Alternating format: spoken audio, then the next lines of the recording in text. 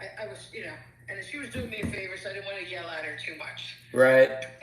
But yeah, you're good. You're good, and you should be. And I talked to Scott. Oh, I mean. Yeah, the other kid. Gotcha. He said he's got people coming. Yeah. You want to follow up with him. The other guy was supposed to stay. Mm-hmm. But I don't know what happened. Right. He was supposed to stay. It's all right. Look, I'm gonna go down to campus. I'm gonna go down with Sai, the other investor. Okay. The other Indian guy. He also is having the same issue. He bought that big rental, and now he got no students to rent from him. Wait. Oh, yeah. You're talking about the guy that bought the 16-bedroom. Yeah. How did you meet him? Through you. Oh, okay. I don't remember doing that, but yes. Yeah.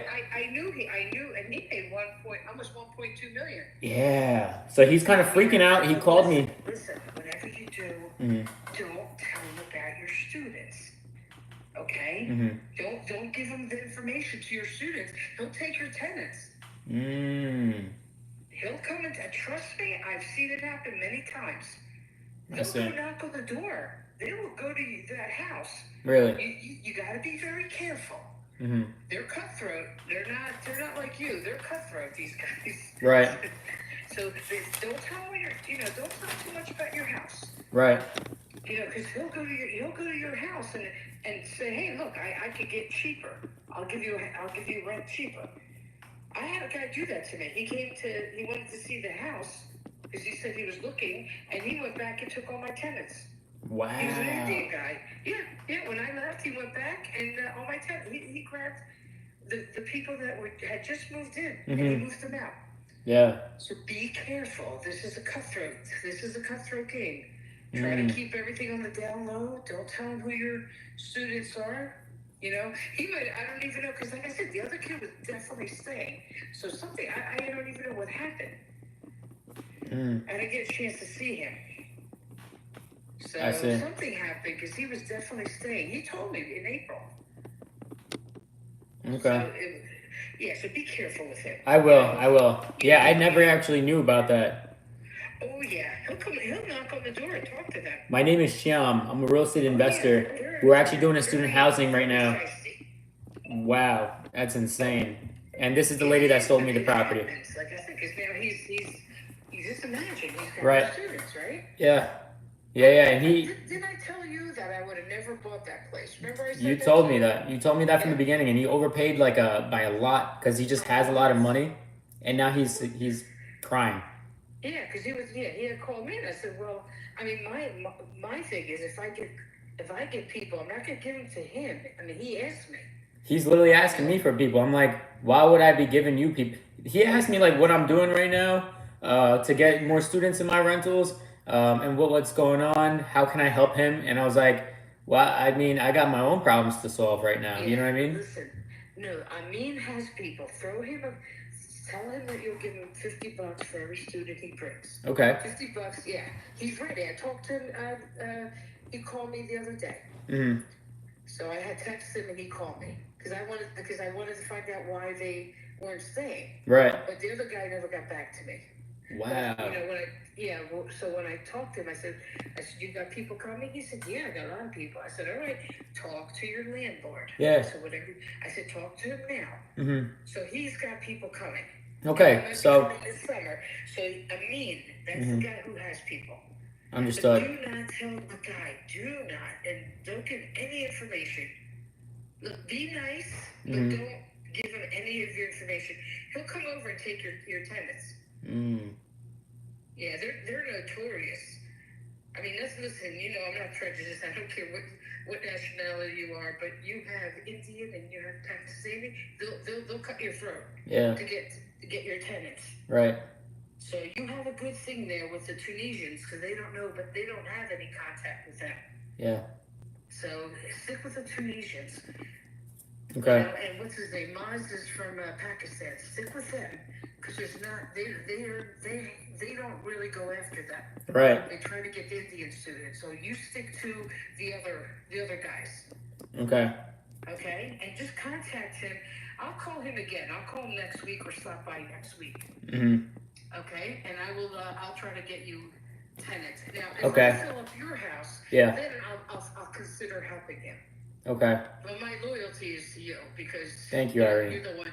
No, I would never do that. Well, He couldn't pay me enough to do that. You know what, Irene? I ended up finding. I told you I wholesale, right?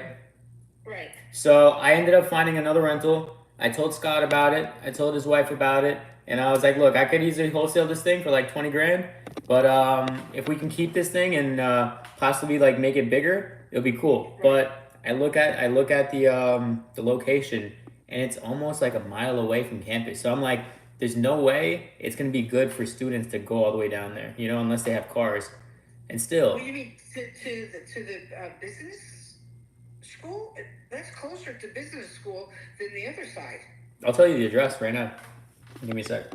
Oh, the one you The were one, talking about. the one that I just found right now in my Okay, campaign. I thought you were talking about your house. No, University. Oh, okay. no. This is a new one. It's small and it's ran down. I would have to do a full gut rental on the thing and make an add-on. You know what I mean? Yeah. How much are they asking? 150, which is great. Yeah. And it's how many bedrooms right now? Right now it's 3. Okay. Is it one of the kind that has a basement you can add to? Yeah. There's a basement. Okay. Yeah, and it's on a corner lot, so it's nice. What street is it on? It is on. It's on Buck Road. It's straight down Buck Road. That's way too far. It is way too far. That's what I'm saying. So I was thinking maybe just flipping it. I don't know. Well, you might be able to, but you're not going to get investors going that far. Just Gotcha. be careful. Okay. You're better off paying like 1.8, but even small 3-bedroom, 1-bath houses, the ones I was selling, 285 with the finished basements are now 285 without the finished basements. I had another bathroom and 2 to 3 rooms. This is student rental business. And I was selling them for 285 last summer. Wow. Okay. Yeah, they were either She's a baller. She's a multimillionaire. She owned like $70,000 worth of income a month off of rentals. I was finishing the basements, putting a second bathroom downstairs. Okay. And I sold them for 285. They're right behind that Church's Chicken, that area. But now they're selling for 285 without the finished. Yeah. To think another like 80,000, maybe less if you know the people. Right. So what I was planning on is I gotta go meet the lady. Here, let me see when I was supposed to go meet her on Tuesday. Okay. Yeah, so let's see how it goes. And then Wednesday. So I'm gonna go meet her on Wednesday and see how it goes. And I'm gonna try to get her down to like 130 to 140. Right. Because she's saying that it needs everything and she needs to sell it as is. And I was like, I'm your guy. I can go ahead and buy it as is. I'll come in cash because, Fannie or Freddie's not going to touch the loan. Right. Well, just be careful because you're not going to get an investor. A seasoned investor will not go out that far. Okay. Well, what about just for long-term rental? Long-term rental, if you can get a family. Yeah. If you can get a family, you're probably like, I would say like 2,200. 20, but students won't go. They're lazy as anything. Yeah. So your students, they're walking over. Yep. All of them, even the ones with the cars or Yeah. skateboard or something. They're not. They want to be that close. Right. So just be careful. Like I said, it's a mile away. Believe it or not, is a big difference than even 3/4 of a mile. It really is. Yeah, they do not want to walk, these kids. Yeah. I mean, I wouldn't either, especially in the middle of winter. Just think about it.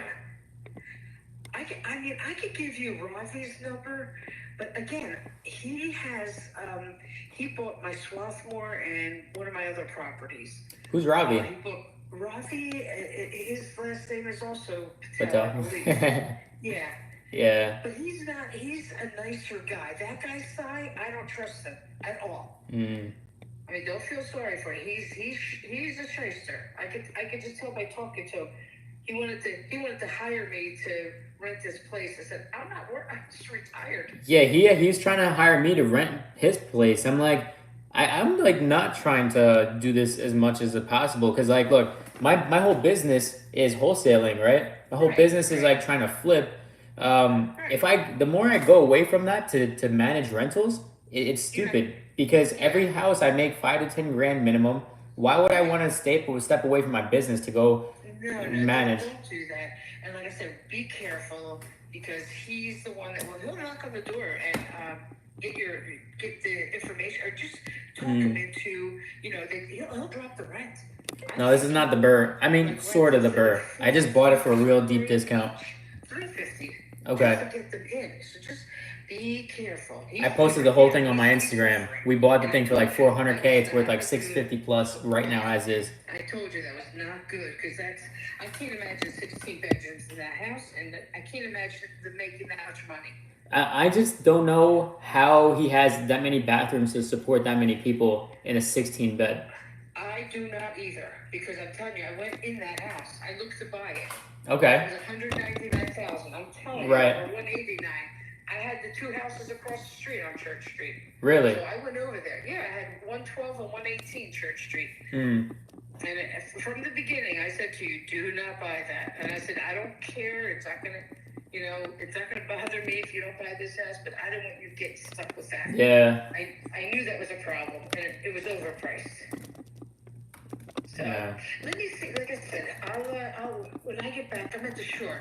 When I get back on Tuesday, I'll make a visit. That's cool. That's cool.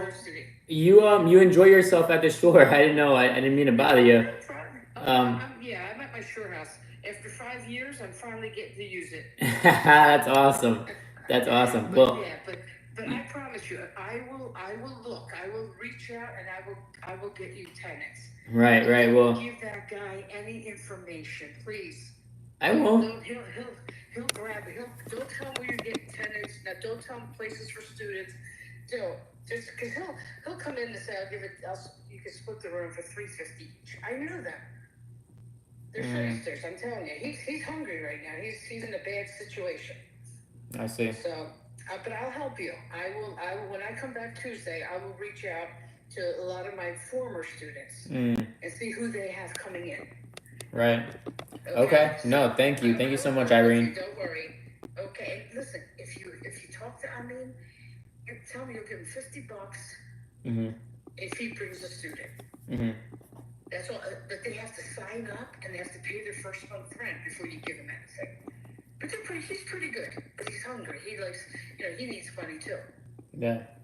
So and that won't hurt you that much. $50. No, I don't care. I'll pay him $50 with the biggest smile on my face. Like that'd be lovely. Make sure they sign a lease and they give you the first month's rent and security deposit before you release any money to them. Okay. Okay. And like I said, because that's the way I always did it if I was in the bind, which I didn't really have any problems. But let me see who I can contact and see who's around. I have a couple people that used to bring me tenants. Okay. Okay? Awesome. Thank you so much, Irene. And I'll keep in touch with you. Just watch that guy's side. Okay, I definitely will. Thank you so much for that. That's like I never thought about it at all. Yeah. He'll knock right on your door at university. So. I gotcha. All right, Irene. I'll be back on Tuesday. Okay, and one more thing before you go. The person in the garage that was renting, we never got a deposit, or never got a rental payment or anything from him.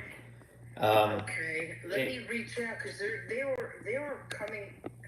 The end of May was their last month. Okay. End of May. Let me see. It was $200. Let me see if I can get a hold of them. I will. I'll get a hold of them and I'll get you that. Okay. All right. Sounds good. But as of right now, other than just end of May, it should be done now, right? With him at least. Their lease ended the end of May. Okay. Sounds good. All right. Scott was just asking, so let me get back to him and then let me know whenever you find out. We'll go from there. Will do. Sounds good. Thank you, Irene. Bye-bye. Bye-bye. All right. Well, there's that. I gotta hit up. I forgot. What's his name? Got it. So you asked me something. I'm like all over the place. My bad. Scott. Let me just put this in. I just gotta tell Scott like, hey, look. Hey, May was last month the garage was rented and will ask him for the missing rent. Awesome. And so yeah, how does my method differ from the Burr method? I actually do all kinds of different methods. I'll do Burr, I'll do fix and flip, I'll do wholesale, I'll do novations, I'll do creative deals. You name it, I'll do it. And I love the comments. But for this one, I just bought it at a deep discount. It's a student rental. We're gonna go ahead and add a couple more bathrooms and then keep it as it is for now.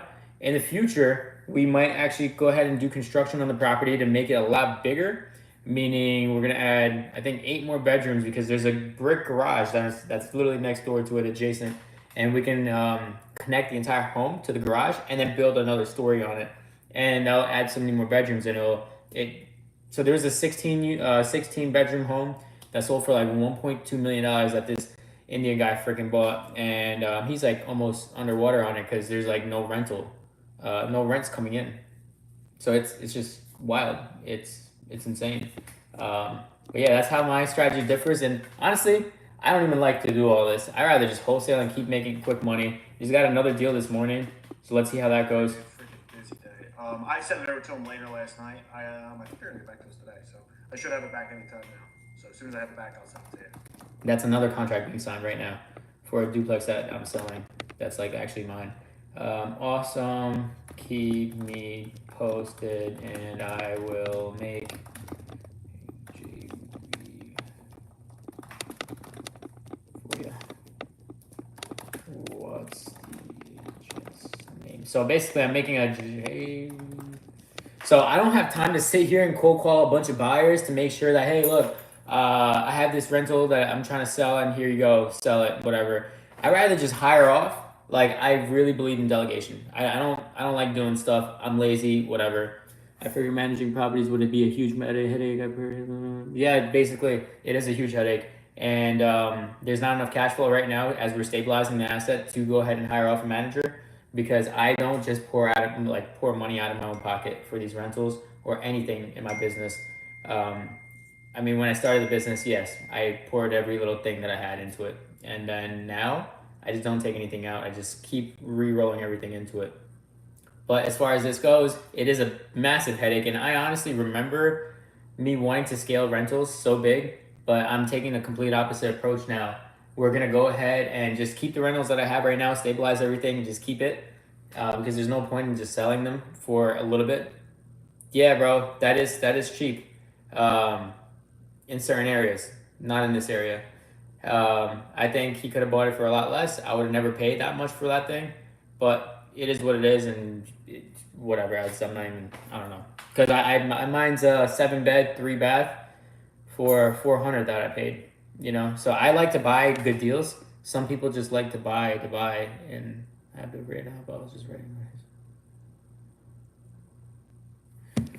And anyways, so I like to actually make a spread in all the deals I have. But anyways, we're going to go ahead and stabilize the entire portfolio and then just continue making today money right now. And I'm going to be on live as much as I can to show you guys everything that I do every single day and lock up as many deals like that as I humanly can and sell them in the same time frame. I go ahead and always not try to sell my own deals, because why spend money selling my deals when I have the ability to go purchase, go find more deals.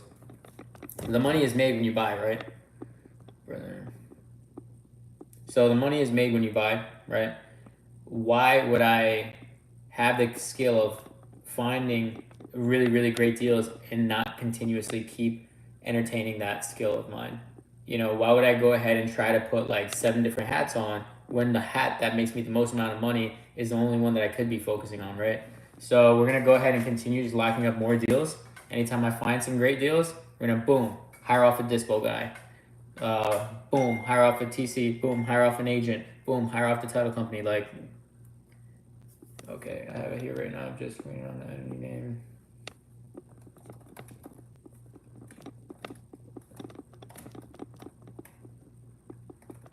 So he's asking, the dispo manager that I used for my duplex, he's asking for all my info. So I'm about to do is give him everything. So he sends me a JV agreement. I go ahead and sign off. He's gonna give me back my contract. We'll go put everything in the title, and we're gonna go rock and roll. Awesome. And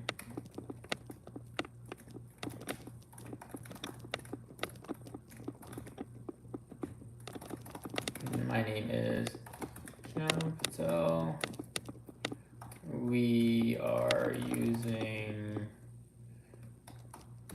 Salem Oak.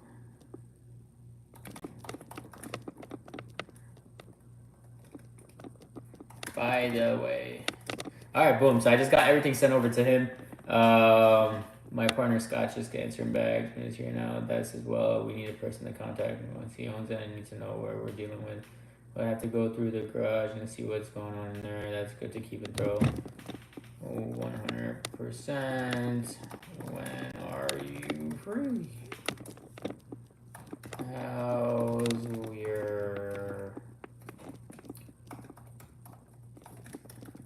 How's your Wednesday looking? Let's go down there. Okay, boom. So I live in Canada. There's seller's market right now for sure. Prices are insane. You gotta love it. When prices are insane, people will pay you insane prices for deals. So always look at the positive. Yes, prices are super insane. Who cares? Who cares? Somebody will literally offer me a crazy price for my student rental of mine right now. So that's a good thing. Deals are harder to find. Who cares? That's a good thing. You know, just look at everything as a good thing. Just look at the positive. Just know that every time you do get a deal, you're gonna get paid a killing for it. So compared to in a bad market, people are gonna nickel and dime you. So larger spreads, just chase after like a larger gross. Okay, we're gonna just have a real quick conversation with my buddy Eugene, because I bought like four properties from him, three properties, sorry. And one of the guys that he suggested that I start reaching out to, he left me a really mean, nasty voicemail. Well, it's not really nasty, but check this out. Yes, this message is for Sam. 6th H Street in Salem, New Jersey. Stay off of my property. I do not want to see another one of your stupid little notes on my door. I'm finding them on the side door and on the front door. Mm-hmm. Again, stay off my property. If I get another one of these notes, I will take legal action. You ain't gonna do shit. And he just really messed up. You know why? Because now now has phone number, his personal phone number. You know what I'm gonna do? I know that he's looking to sell potentially. So now he's gonna be in my drip campaign. Now he's gonna get literally phone calls and text messages for years. Every 2 months, I'm gonna put it as. Every 2 months, he's gonna get a call. He obsessed with that. So check it. That's that. And I sent that voicemail to the guy that told me to go ahead and call him, because he knows his family and he's gonna look to sell because his pops passed away. So we're gonna call him right now.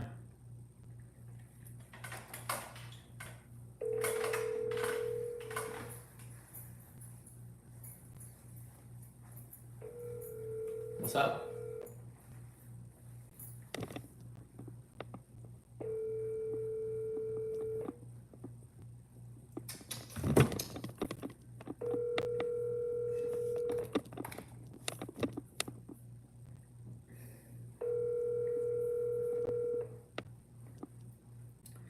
Come on, pick up.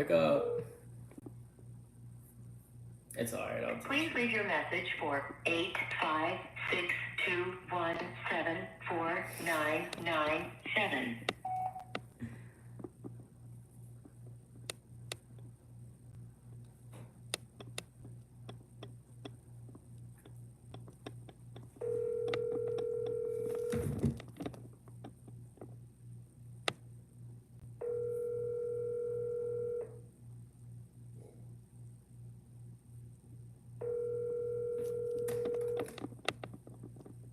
Let's see if he actually picks up.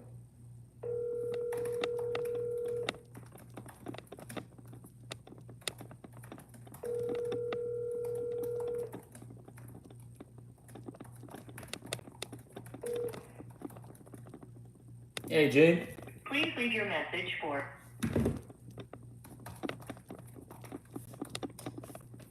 All right, I just asked. I sent him that voicemail, and he goes, "Wow, what legal action? There's nothing you can do about it that I know of." And I was like, "I know, haha. I figured I show you. Do you think that I should put him in my campaign since I know his his personal phone number now? I'm gonna put him in anyways, but just figured I ask."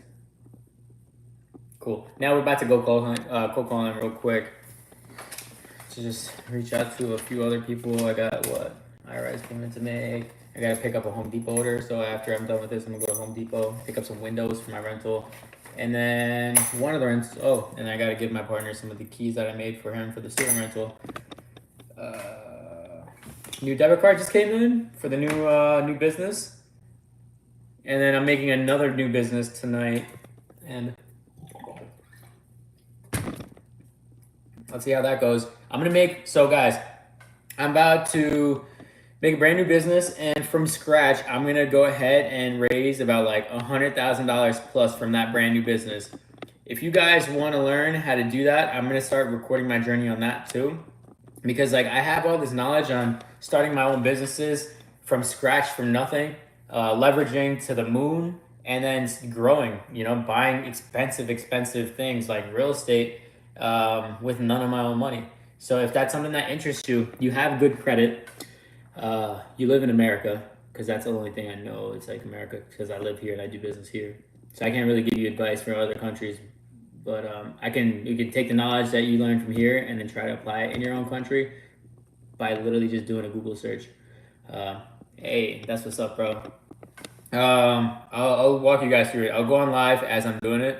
But yeah, all I do is I make a new company. It takes about 2 years of time frame from you. I'm on the other line. I'll call you in a little. Okay, cool. Yes, he's gonna call back. And while that business is nurturing, I keep it open. Even if I'm not doing anything, like this business that I have right now with the rentals in it, that one was open for 2 years without me even doing anything. And then as I got started into the rental business, I took out credit lines. I started taking out like all kinds of just credit on that business since I already had 2 years, and I kept some money in it. So anytime I would need some money, I would take it out of that. I would keep it as like a savings account. But this way, it's like, it shows that it's not just a shelf company. Like, it's not just collecting dust somewhere, or use it like it's not used to just launder money or something like illegal like that. But you know that it is legit. It is being used somehow. So if someone asks you, like a banker, you can show them statements. Hey, look, there's been bank transactions been made with this business. Like, it's legit. All the fees are paid on time. It's been filed every year. So now when it's time to actually use that business, boom, you can just deploy it right away. So I'm going to be opening up like just that business that I told you guys about right now. And while I make that one, I'm going to think like really, really strategically on how I can make like another shelf company that can be really, really versatile. That way I can use that company for some other business, in the future as well. When you get your first realtor's license, how many months till you sold your first home? I don't have a real estate license, bro. I'm an investor. I actually failed the real estate license test because I didn't study. And so I have the book. I studied the book after I failed. Failed twice, actually. I have no debt, only 2 years of university, living on investment income, currently not working, and I am renting, so buy the apartment on East Coast, Canada. Any advice? Honestly, bro, you're living on investment income. That's awesome. And you're not working? That's even better. Honestly, you have time. You have time and you have freedom. That's like the most important thing. Now you can literally go do renting a single. Okay. You can literally do whatever you want to, since you literally have the freedom to go ahead and pursue any kind of dreams that you possibly can think of. The only way I got started and I was able to pursue any of my dreams is because I sold everything I had, and you're not old. That's awesome. So I sold everything I had to get a nest egg of money that I can just sit and use from for living expenses.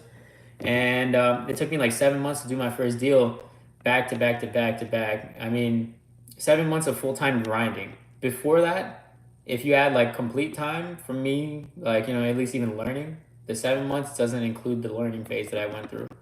So 7 months full-time back to back. And I did run out of funds. I started doing Ubers after the whole day of. No, I'm not getting my real estate license ever. And then after I would work 10 to 12 hours the entire day, I would go Uber. And I would just be like living on energy drinks and barely sleep at all whatsoever. And yeah, I finally got my first deal, which I made absolutely like nothing on. It was a $7,000 deal, which I had to go 50-50 with a dispo manager. So that means $3,500 went straight to the dispo guy. And then I was actually in a partnership with my buddy Nick that was like out of Hawaii at the time. And we did 50-50 with him. So then I'm out here just left with like barely anything for my first deal. And that's what I had to work with. And then I don't have that check. It was a wire, but I took a screenshot of it, and I used to hang it here, but it just looks stupid. So I took it off. But yeah, that's my story, and then I just went crazy, and then I made my own company about like 5-6 months later. After that, I stopped working with them because we didn't work out too well. But yeah, man, what I would recommend for you is like go hard. I mean, you have all the time you already need. I would just go hard on learning a high income producing skill and then just go all in on that. Just make as much money as you can. I used to think like, oh, invest. But no one's going to just get rich from like, saving every little penny and investing little at a time. Why not just make a boatload every single day? Is your company a real estate investment company? Yeah, it is. And I also have a wholesale company as well. So yeah, if you could just find some sort of way to make a boatload of income, then you can go ahead and pick and choose on what kind of investments you want to go to. Like I wouldn't have to invest in the hood because that's where I was finding great deals at that cash flow. I wouldn't have to do that if I just had a lot of money to deploy. But let's say if you have this problem where you're making way too much money and at the end of the year you're paying like 40 to 50% of all your income in taxes, and your accountant's like, hey Shyam, you literally just made $1 million this year. You're gonna pay $500K in taxes or $450K in taxes. I'll be sweating bullets. My accountant's gonna be like, all right, go buy $450K worth of stuff or $500K worth of stuff now. Right now, I'm gonna be out here looking for any kind of property in the nicest location too, just to save money on taxes. I don't even care at this point if it makes me a crazy amount of money or not. But that's the kind of way I want to be investing, just because I have so much money coming in. I'm not always looking for like the most craziest deals. I'm just looking for the nicest locations to keep my money safe and depreciate all my taxes and my income. And my assets. So just take the tax advantage and then be able to depreciate the asset. That's what the rich usually do. And because they have a lot of money. But, a lot of people trying to get rich will tell you that, hey, look, you can play the long game of working a 9 to 5 and then slowly investing. But you'll never become rich that way. You will retire and you'll be well off compared to a guy that's just not investing at all. Yeah, 100%. But you'll never be in a yacht in Miami, is what I'm trying to tell you. Are you able to protect yourself where you're I don't know that much. Yeah, you can definitely protect yourself. So I'm not an attorney. I'm not a CPA. I can't give you any kind of legal taxation advice. Protect yourself from taxation. Yeah, you could definitely protect yourself. Just buy assets that depreciate.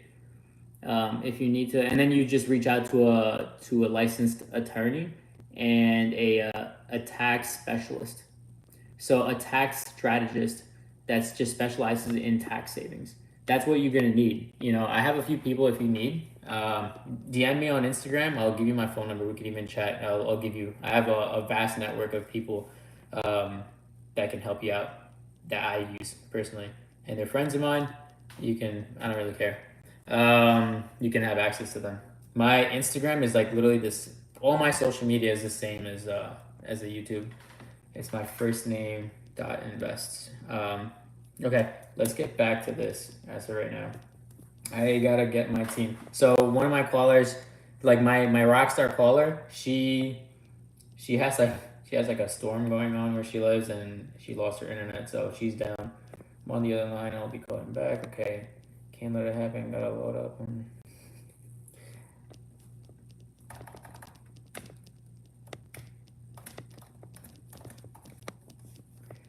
All right, so yeah, let's call some people.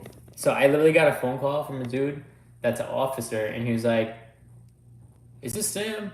Are you trying to buy a car wash?" Much appreciated. I don't have weird social media. Sounds good, bro. You reach out to me wherever. I have a Facebook too. You ever heard of Ridgewood, Bergen County? Of course I have. Of course I have. Yeah, bro. I have deals nurturing and all over Jersey. We're about to start 2 new campaigns. We're gonna go out of state and we're gonna go work virtual because I'm starting some campaigns and I'm really like going crazy. I'm gonna take this thing to the next level, and I'm getting more and more people to add to my team. And I have this other girl that's also a hustler. Actually, let me actually follow up with a few people that are on my team and just see how they're doing. That's another thing. Part of being a leader is to making sure like your team is always good, checking up on them and seeing like where they're at. And let's see if she has any deals right now. She's always hustling. She's a single mom, I think. You've reached Asia. Okay. She's not available. Let's see what Serenity's up to. See if she got any deals. And then after these people, if no one answers, we're gonna go calling some homeowners. And I have a closing today. I just heard absolutely nothing from. So I'm gonna see how that went. Title company's closed by now since it's 4 o'clock, 5 o'clock. Wow. Time's flying. Call has been forwarded to voicemail. The person.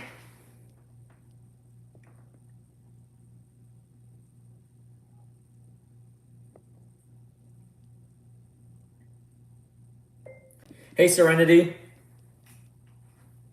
Just checking up on you. How is everything? Awesome. Aww. She just sent me a picture of them on Facebook. The landlord that I was supposed to buy a property from, he passed away, and they're the cutest couple ever. That's adorable. Look at that. She doesn't want to sell her portfolio anymore after I already did a deal with her husband. But you know what? Maybe give her a call. Let's see what she's doing. Maybe she changed her mind. But before, actually, here, I'll write it down here. Call Sue. And before I call her, we're gonna go ahead and call up my boy Jose. He sold one of the properties that he had to me today. We wholesaled the thing. And I just want to make sure he got his money. He was supposed to get 55 grand.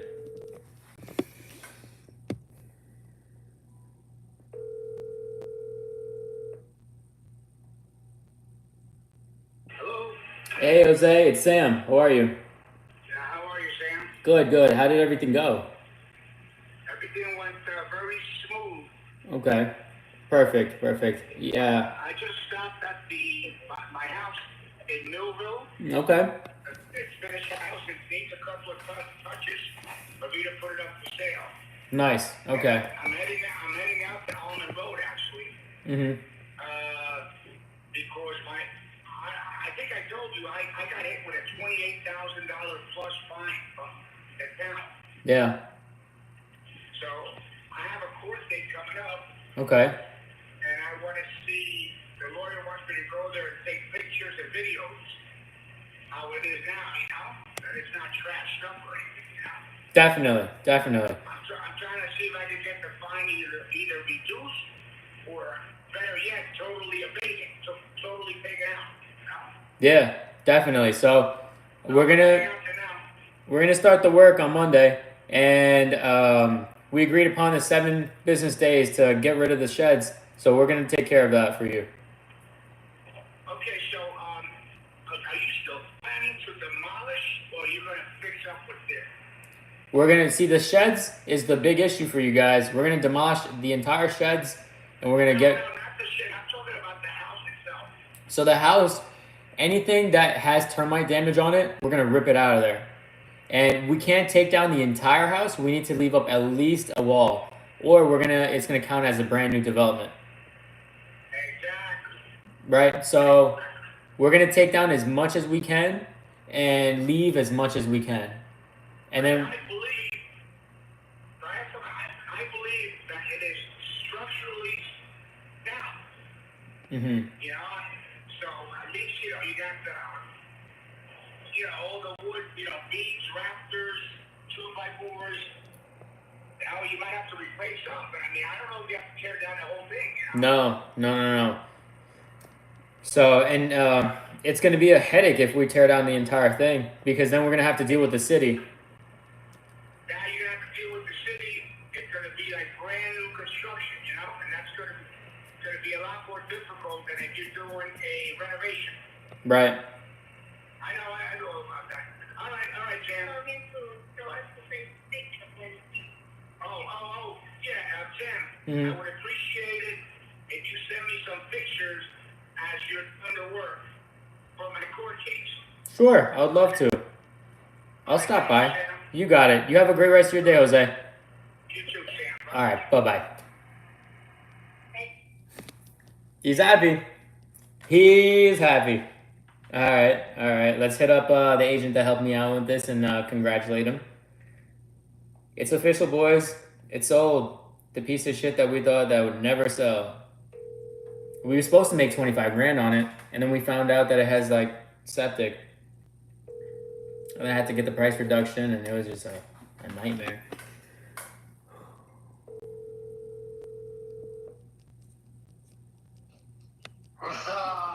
Rick, what's going on? I don't know. I thought we were both going out on the yacht tomorrow. Yeah, it's sold. We're good. We're good to go. We're rocking and rolling. Well, I got the note from Sherry that he signed, so that's good. Yep. So that's that. But he wants just to make sure that he can get some pictures while it's being done. So I'll stop anytime I'm by there. I'll stop by and send him some pictures because he's going through a court summons for the entire thing that he had to get fined for, the $28,000 fine that he had.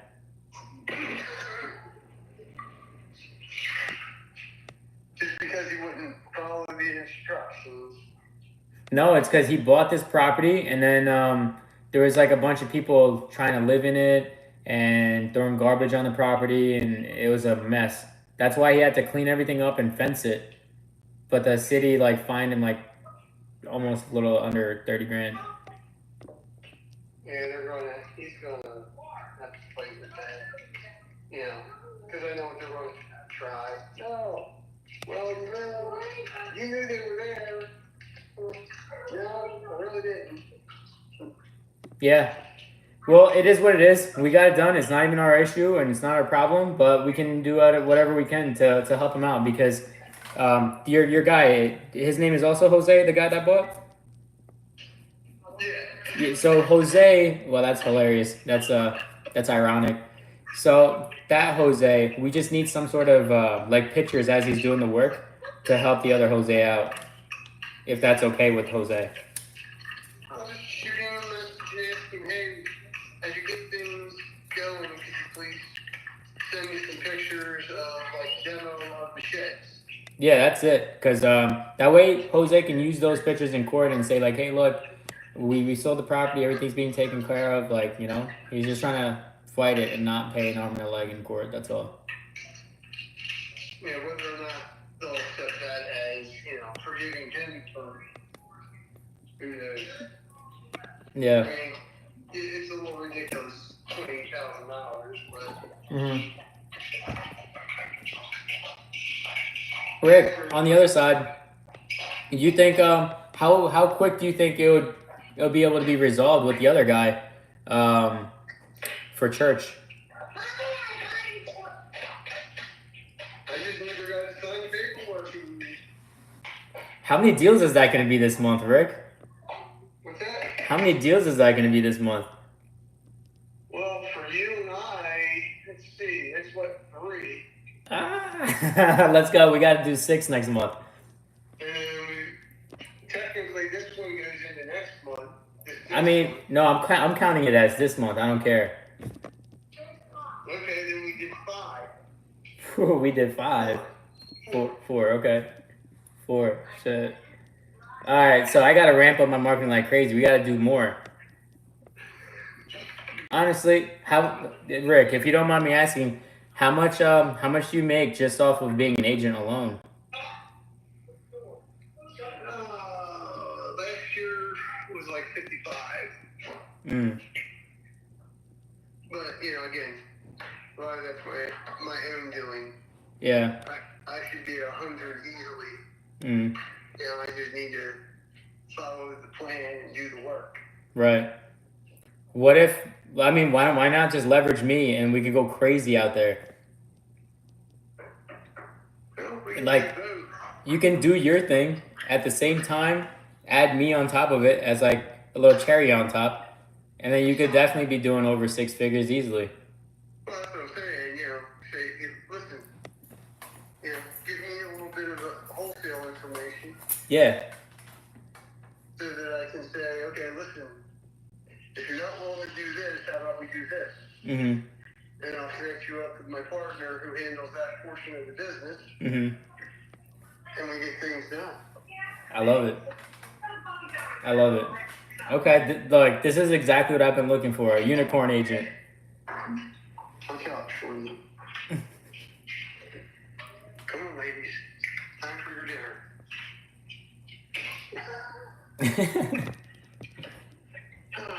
But yeah, just wanted to call you, let you know about this, and then and yeah, is Sherry going to be? I don't even know. I didn't get a chance to speak to her. I was gonna call her like tomorrow. No, tomorrow is done, right? For title. She'll be back in Monday. Yeah, so I'll call her Monday morning to get the check and then split it with you. I'm gonna come down there. I don't know if I should come on Monday. What'd you say? What'd you say? I said I just sent her wire information, so when everything's done, she can just wire me my portion. Mm-hmm. Okay. Like, That works. When it shows up, amen. I'm gonna just physically go there because I owe her a lot of champagne.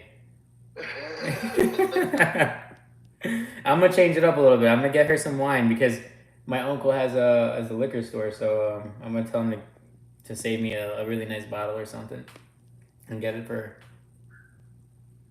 Yeah, I cut the hair myself, bro. I don't drink, so you tell me. Yeah. Yeah. Okay. Well, look. Monday comes out. I'm gonna head down there. Maybe Wednesday I might go down there again. So let's see how it goes. No, I'm not a barber. I just man of many talents. Tomorrow I should. Man, I'm like doing way too much driving back and forth. He told me that he would let me know. I don't know. Hold on, let me see. 1 o'clock. I know he said 1. 1. Alright, well, my showings got, kiboshed because nobody would approve them. So, damn tenants. Let's go. Come on. Okay, Rick, we're gonna go shoot for 25. We're gonna meet him tomorrow. I'm gonna go shoot for 25 and just back me up, and I'm gonna be like, look, even this is my agent, and I'm gonna be. You don't have to tell him because like it's gonna go against your fiduciary duty. So just let me do the bashing on him with the pricing, and you just. I don't know. I don't want you to say. Yeah, I don't want you to say something that like might get you in trouble. Like, just let me do all that, I guess. So, but all right, but yeah, I am gonna just be telling him shooting for the 25 to get him as much as I can lower. Is it what now? 30? It's at 30 right now, yeah. Yeah, let's get him now. Yeah. So I figured at 30, Jose, is it the same guy that's buying? Jose? I don't know. Beggars, he seems to be pushing everything over to his cousin, Jose. Okay. We'll see. Okay, I got you. So his cousin is Edgar? Yeah. Okay. Yeah, his cousin's Edgar. And he offered 37? 37, okay.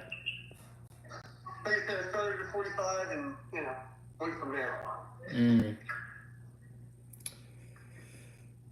Okay. All right. Well, I mean, like if we can get it to at least like a 10, no. I mean, if we get him to 25, it'll be a 12K spread, and then times 1.3. Yeah, so at least they could turn into 3,600 instead of what we are at 2,100 for you. But I'll try my best. Let's see what we can do. As much as we can get more, the better. Me, I didn't have a squat. Well, exactly. And let's see where we're getting down to. Worst case is, and I'll go back to Edgar and say, listen, man, can you do 38.5 if we can't get him to go too much lower? Mm-hmm. Right. Okay. Like, come on, man, it's $1,500 between friends. Come on. Right. All right. Let's see. Let's see how it goes. Oh, you're gonna try to get him higher a little bit, or no? I mean, if he comes down to 25, then I'm not saying a word. Yeah. All right. Okay. Sounds like a plan. Let's see how it goes tomorrow, and just move it from there. All right, I'll talk to you tomorrow. Awesome. Thank you, Rick. Bye. All right. Awesome. So we got that. We got closing today. We got another deal to lock up tomorrow. I'm gonna just have the contracts ready. Actually, we'll get it ready later on tonight. Actually, here, I'll write it up right now.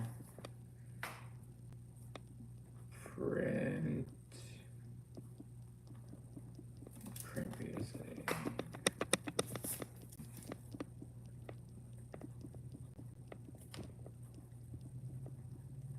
Awesome. Wholesale real estate, baby.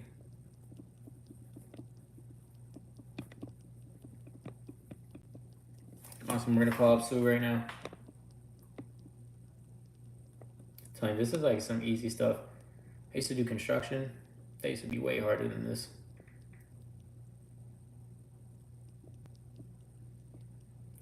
Let's see what poor old Susan's doing.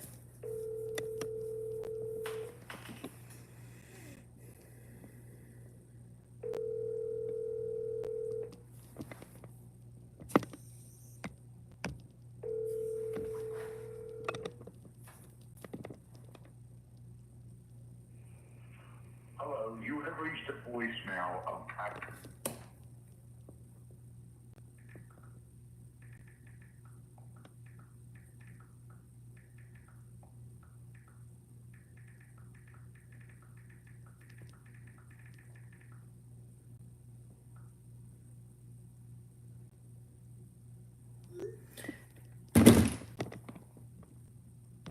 Let's see what you're talking about. Question: the value Edgar is looking for.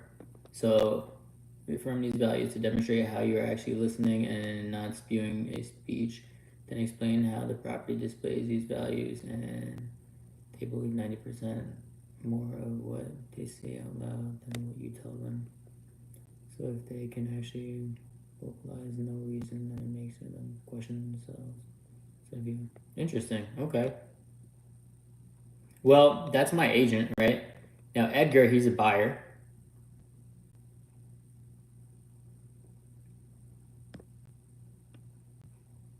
So Edgar is a buyer, and what's basically happening is that we are locking up a deal with my client, Alex.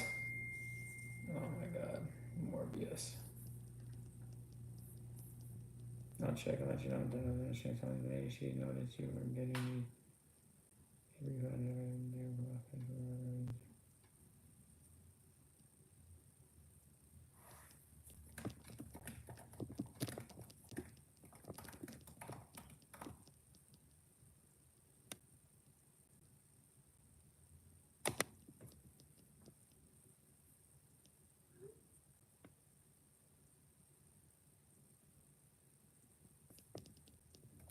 Wow.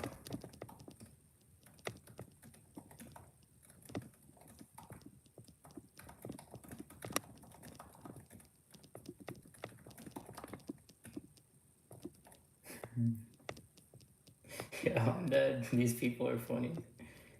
Funny as heck.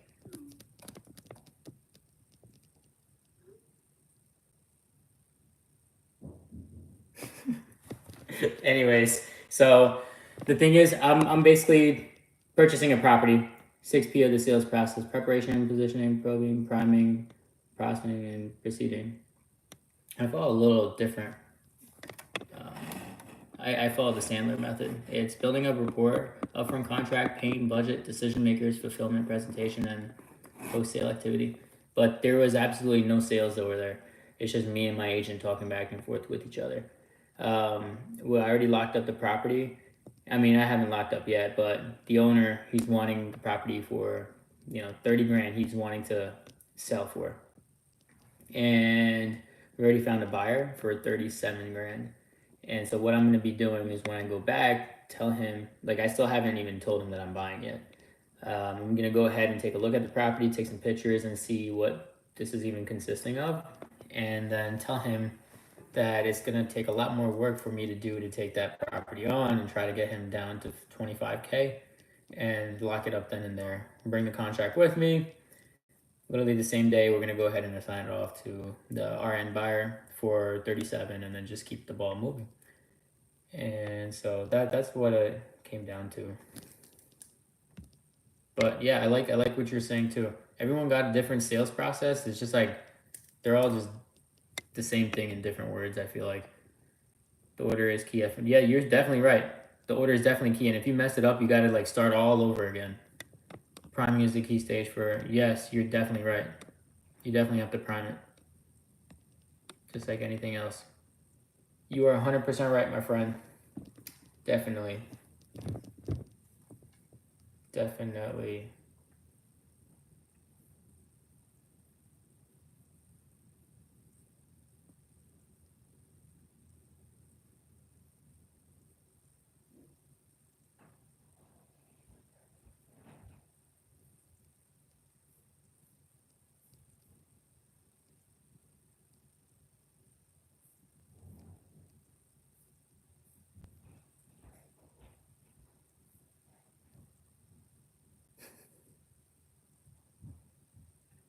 Okay. Time to make some more phone calls. These people distracting me. Okay, here's Carol. Alright, so this one, she has a property.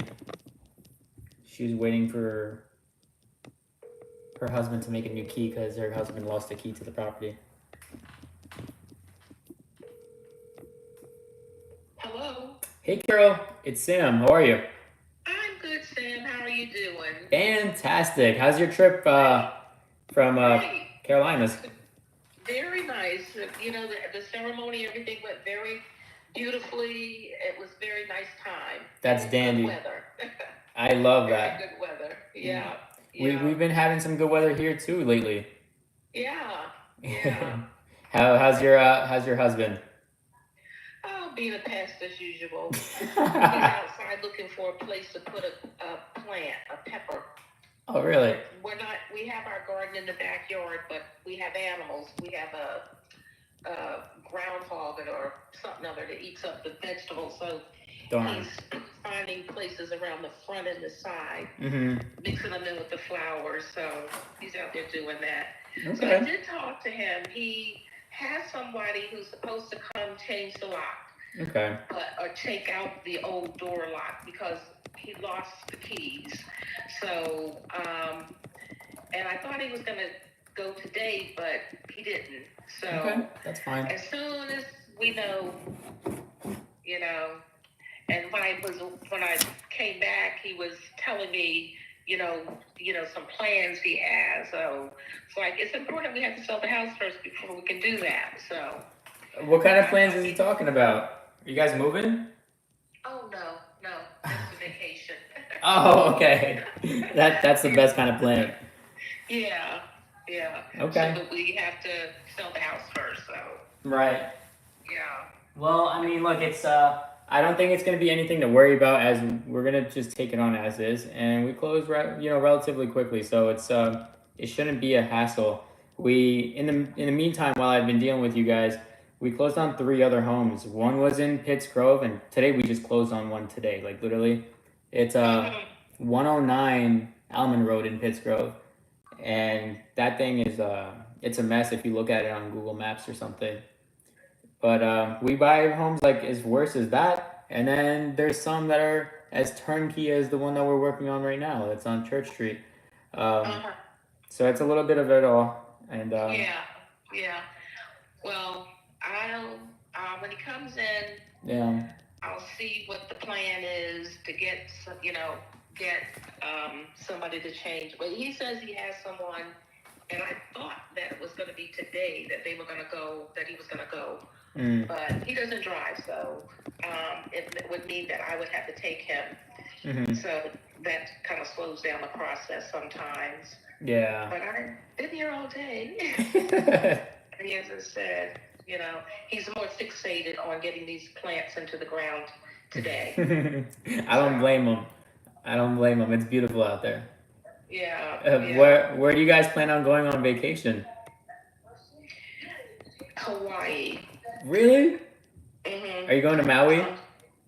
No. I would like to go to a couple of islands. Mm-hmm.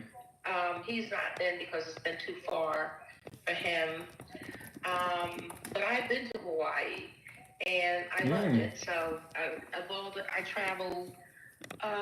He's traveled to the Caribbean and places like that, but I wasn't too impressed with the Caribbean. I like staying in the United States, have no desire to go to Europe or Africa or any really kind of foreign places. Yeah. But Hawaii was a beautiful place. I'd love to go back. So that's my dream trip. Right. So, that is awesome. I don't like going on cruises. So. No? Why not? I don't like being restricted to such, even though the cruise ships are large. Yeah.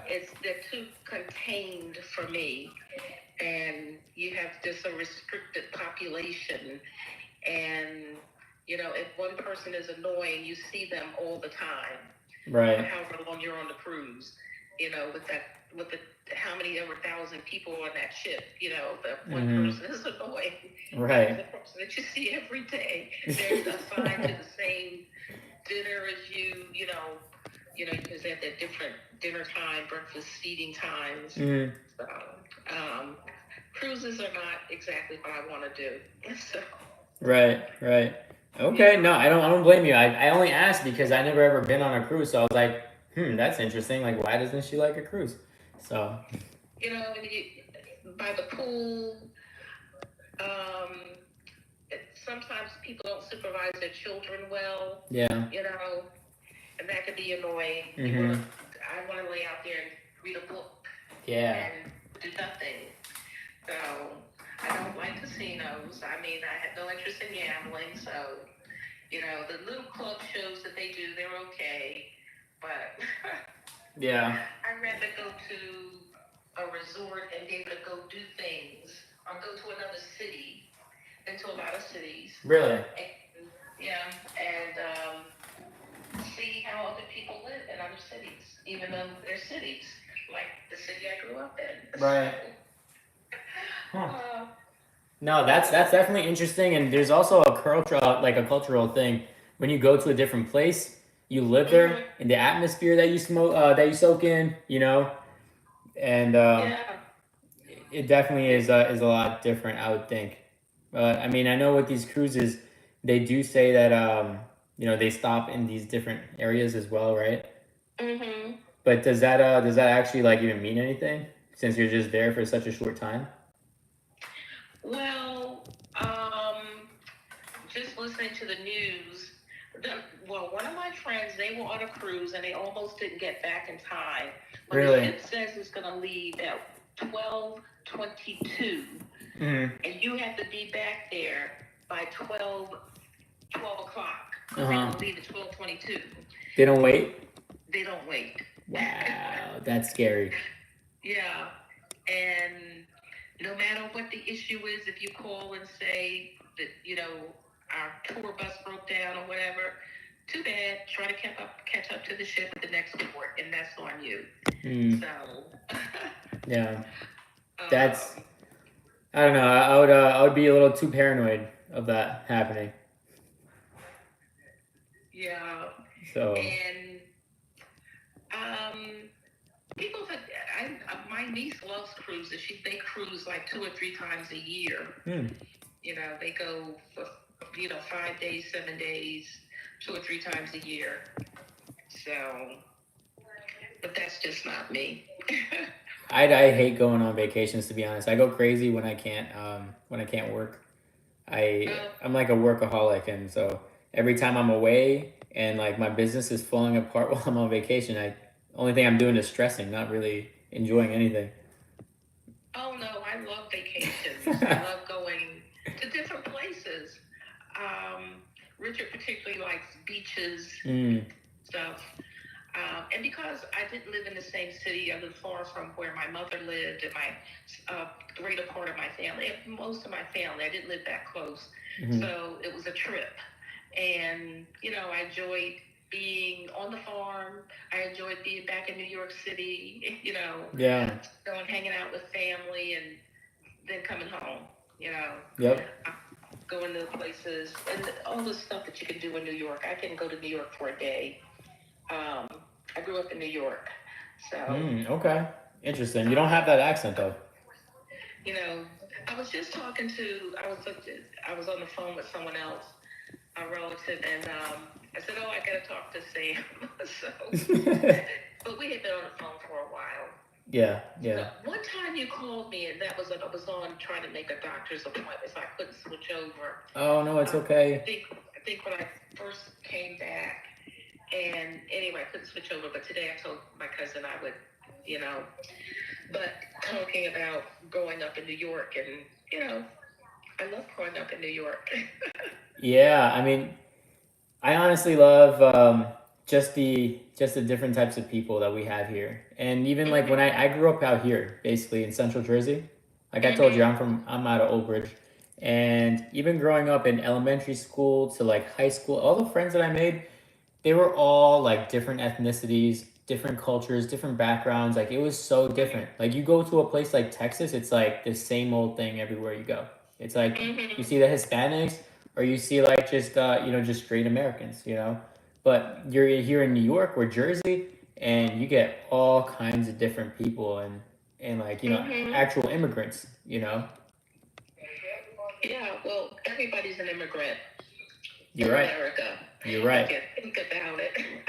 Very true. Everybody's great-great-grandfather came from somewhere else, another country. You're right. You're definitely right. So, and I was blessed to grow up in a neighborhood with a lot of diversity. Nice. With a lot of different cultures. So you learn to eat a lot of different kind of foods.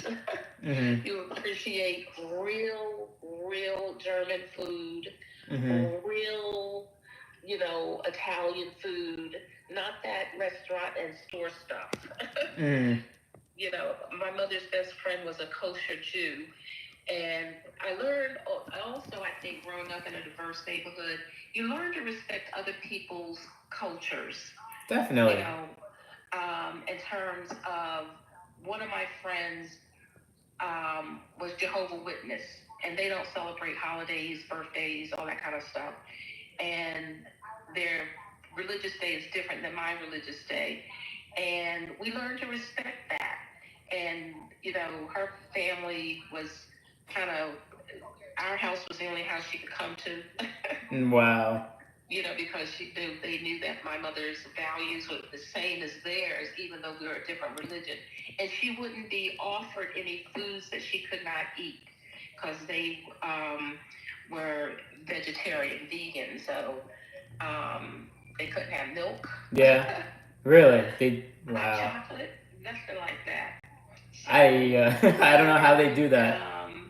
To respect that, and we lived in it was great, and to grow up with the learning different languages, so learning some words in every language. So definitely, yeah, I could definitely relate on that. I even went out to Ukraine because my best friend that I grew up is Ukrainian.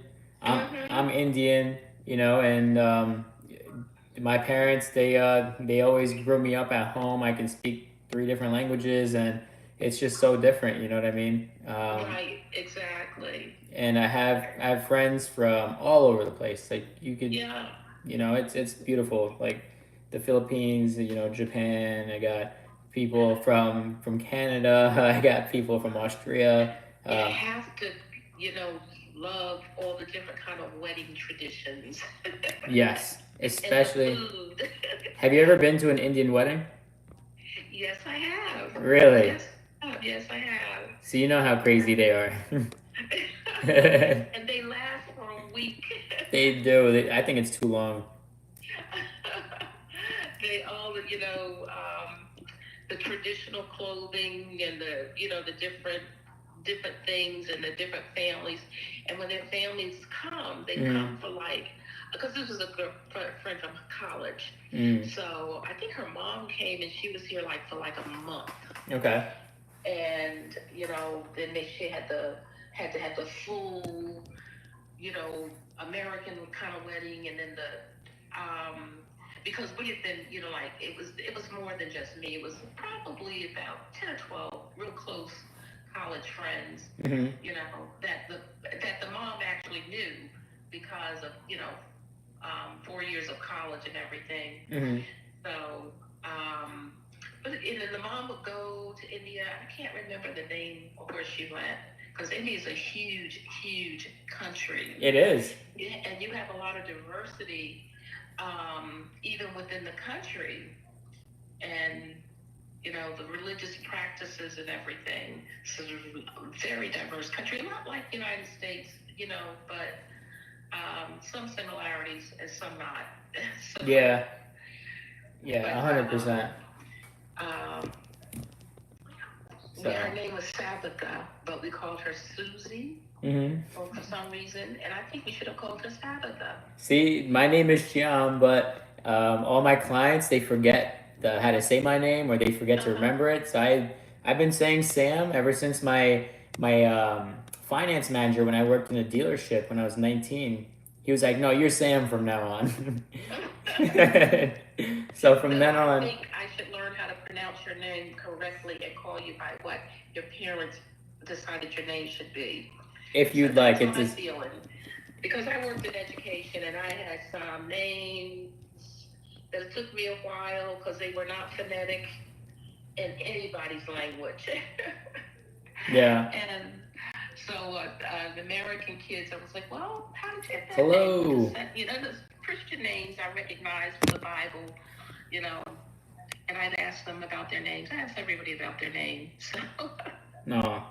Nice. Yeah, I mean, it's Shyam, but you can call me whatever you like. It does not matter to me as long as you remember me at least. Right. So, yeah. But all right, Carol, it was such a pleasure speaking to you. When can I get back in touch, do you think, with Richard? I don't know what he's going to do. I don't know. I thought he was going to do it today. Yeah. But, like I said, he has his own little thing going. So, I don't know. You can call me back on Monday or Tuesday. Okay.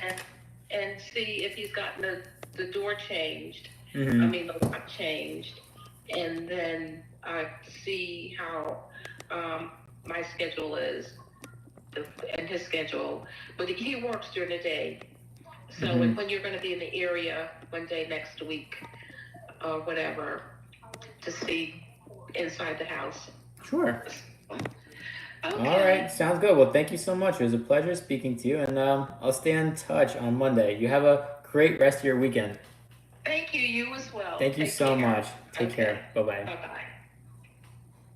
So fucking sweet. Let's go. That's going to be the first deal of next month. So, let's see what we can pull up now. So sure.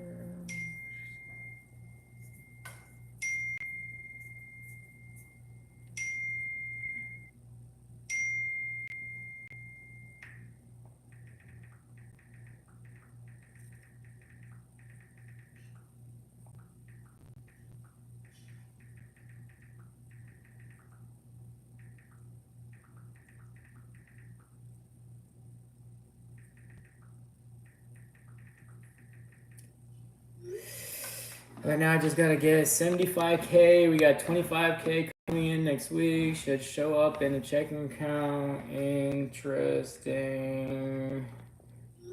if there's anything I can do to also raise more money if needed, please let me know, because I have one guy that I am speaking with right now. Speaking of that guy, we're gonna call him up right now and see what the heck he's doing. AMA and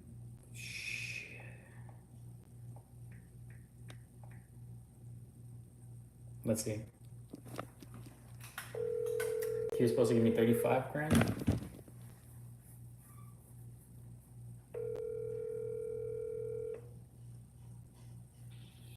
Hello. Hey, Amadou, how's it going, bro?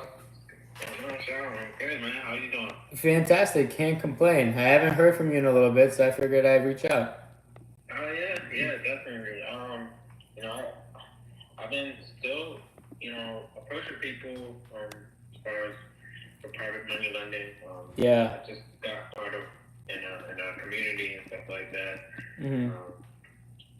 But yeah, it's tough. It's just like if you don't have a relationship with them starting off, you pretty much gonna pay that paid entry until you start doing a few properties with them, and then the point system, and then they'll be more flexible. But yeah, so I think that's how I have to kind of look at it first. Like me personally, I have to invest with them, just take the hit on the first couple properties, and then from there, they see that I'm reliable, and then they'll be able to invest in me, and it'll be less stringent.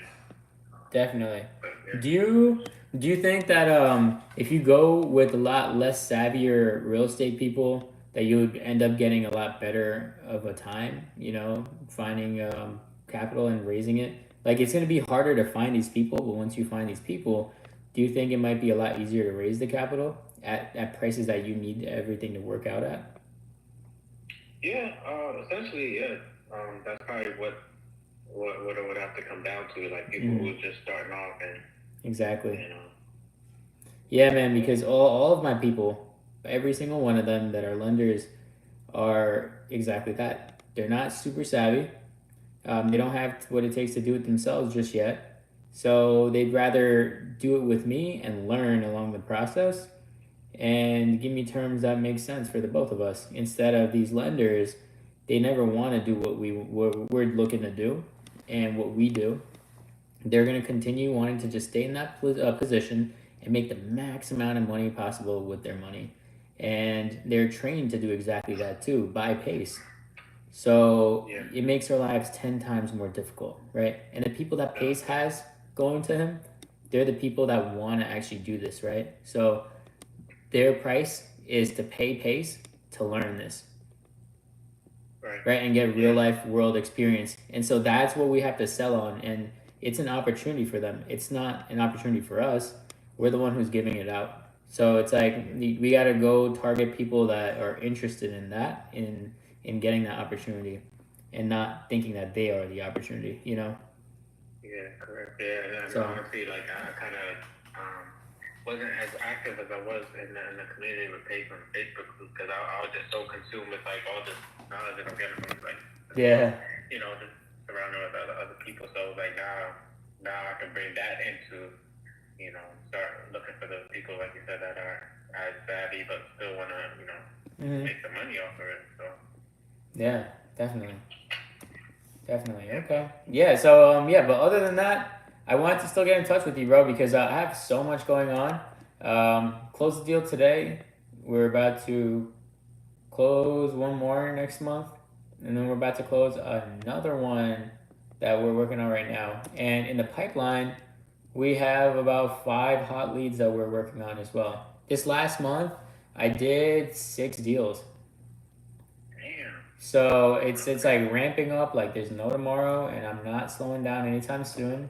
The deals that I told you about that I'm raising money for, I got rid of 2 of them. The other one's gonna close sometime soon, and so I'm only left with 1 that's on that sheet, and just need to raise money for that one. If I can't, then I'll go ahead and sell that one off too. But I really don't want to, so I'm gonna do whatever it takes to get that thing done. I had to reach out to Joseph Scores, but those numbers, man, those outrageous. I was like, how can somebody get into this, like, really profit off this? There's so much stuff getting taken off the top. And I'm just like, dang. Because I was trying to get in some information about, like, doing a DSCR on the property, but yeah, so a lot of percentages that's taken off in, like, origination fees, so. But I mean, I do like, I kind of like that kind of, like, everything being structured in a way so that I know what the numbers look like as far as, like, you know, where is the number, like what am I paying for, like, what's the ARV out of it, or, like, you know, profit afterwards, so. Yeah. Well, so it's these are bird deals, so it's not like the ARV just profit or anything. It's us being able to just refi after the project is done and keep them and then pay everybody off. So it's not a fix and flip. They're full on like rentals. Yeah, I saw. So it's. I'm sorry. Go The ahead. description that you sent me, like the exit strategy was either refi. Yo. Didn't do that, and you would just like market it on Facebook. I think that was one of the properties like people were getting. Yes, the duplex. Exactly. That's the one I'm selling right now. I'm starting to run out of time, so I just I figured I'd just sell it. So and yeah, it's being sold right now. Like the owner is signing off on the doc, and that's about it. It's gonna be sold by end of 2 weeks. Gotcha. Yeah. So yeah, I guess it's more so. But approaching those people who have some money and like put together and stuff. Yeah, exactly. And you know what? I am always looking to grow the wholesale operation as well. If you'd ever want to like collab and work with us on the wholesale side, and you have time to cold call, like everything's already set up on my end. If you'd like to dial and you'd like me to teach you, that's completely fine. You know me, like we're friends. Anything that you need help with, I'm here for you, brother. Just reach out to me. I will do, man. I'll still, like I said, start doing what I gotta do to contribute and learn as I go as well. So yeah, definitely Okay. in touch. All right, cool. And are you still open to lending right now, or you're not? See, what I was doing right now is actually I'm going to be getting a business loan from a bank. So Nice. I just need to see what it is that they want me to, as far as what criteria they want me to meet to do so. So yeah, I'm definitely looking into that. Like honestly, I wanted to like be a private money myself, but not charge like those outrageous things. So like even if I did get 10% on like $30,000 over 6 to 12 months, like I'm good with that. I gotcha. Would you be open to well, what's your main purpose in doing that? Like why do that instead of those other guys? Like what made you want to be open to doing something like that? To be honest, is just to be I want to be able to start in this business, and I know I'm not really like trying to squeeze every dollar out of somebody. You know what I mean? Like if we all can eat, like that's perfect. I'm not. I mean, there's always going to be opportunities out there. Convince the fuck out of me. Make money off of. So like I said, so I'm not trying to.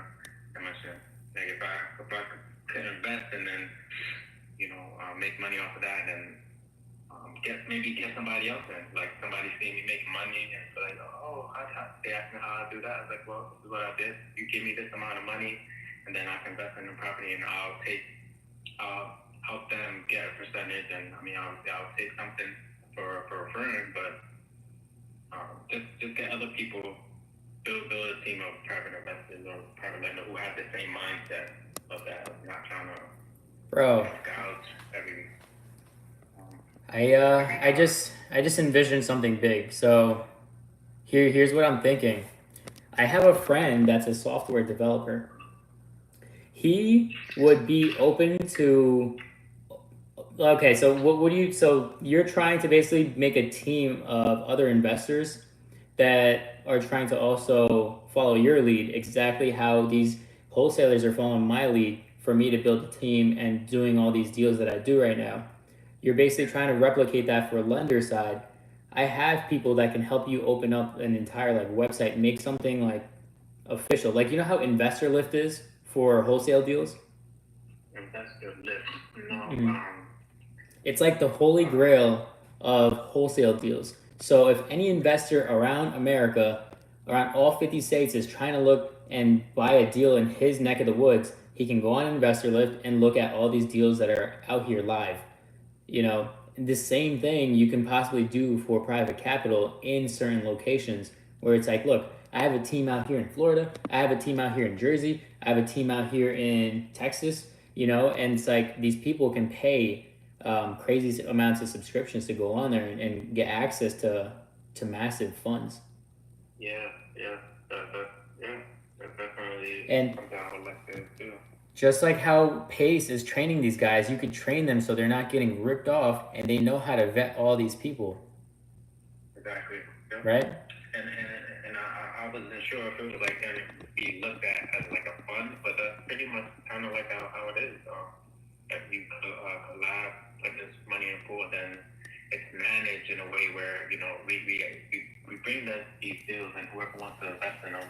You like I said, you bring these wholesale deals and you be throwing out on there like in the community and whoever wants to put their money in there. So Definitely. Okay. So yeah, I mean, as of right now, how far are you getting with raising the money from the banks?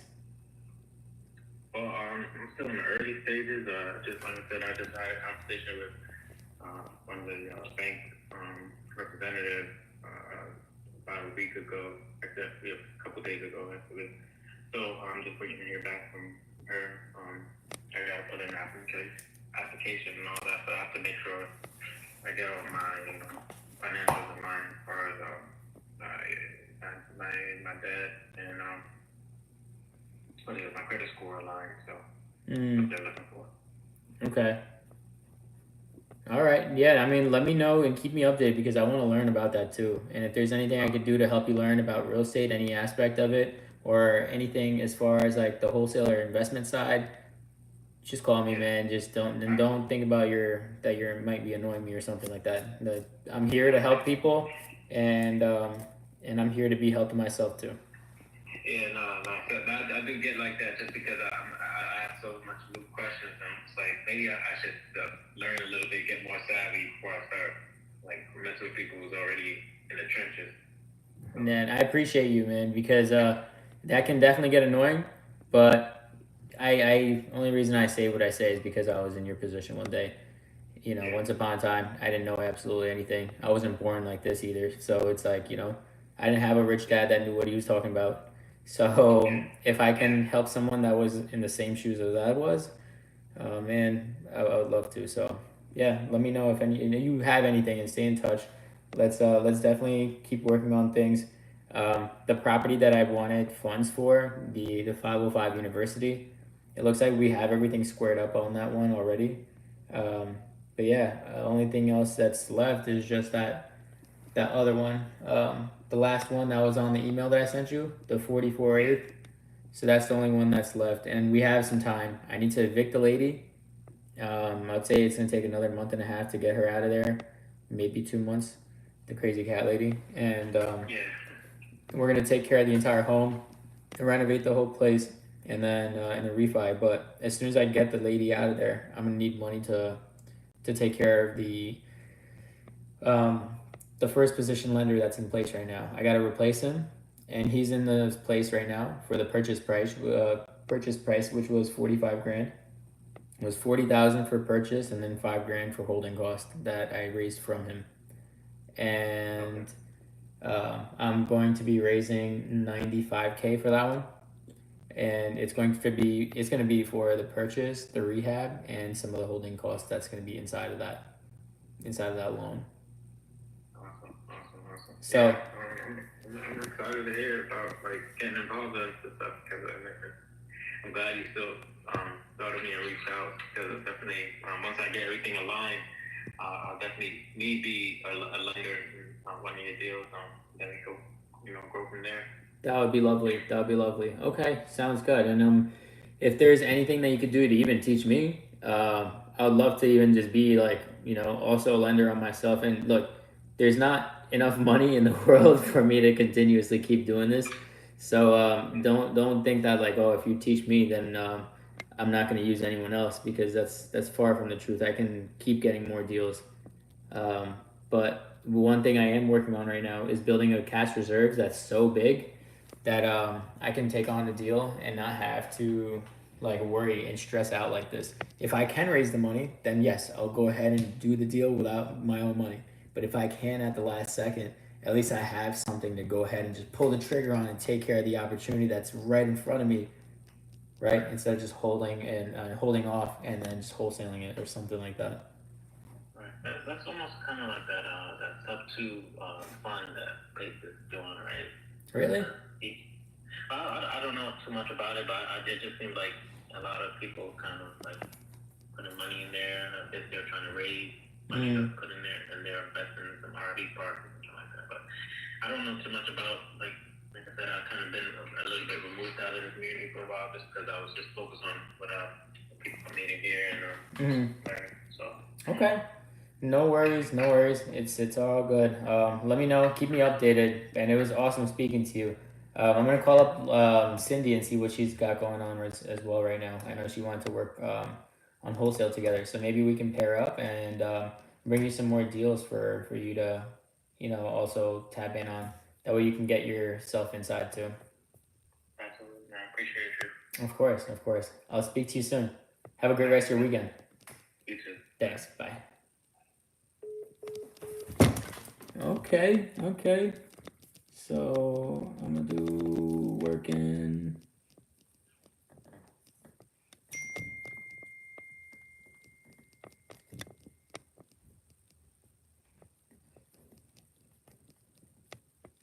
The 10%. Okay, so we got that. Well, you're just thinking if you want to be around there, it might be good. And once you file, keep the funds worth you and have your mind done to wait a bit longer.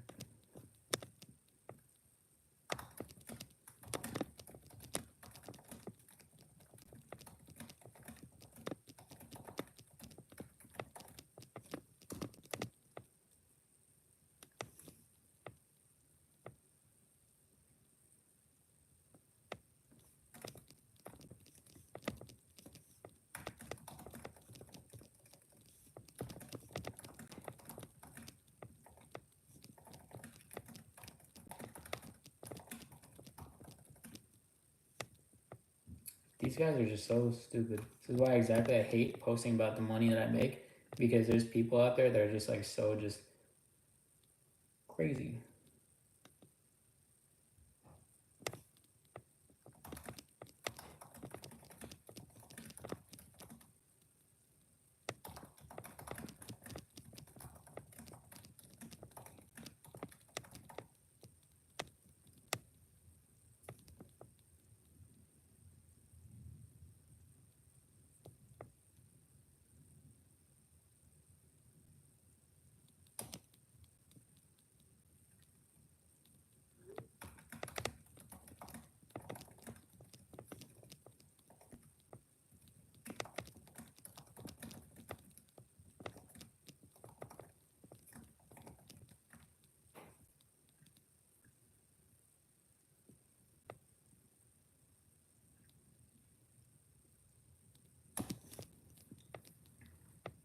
Okay, so we hit up Zindy.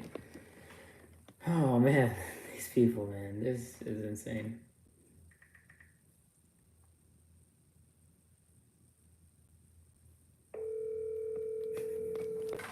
Crazy.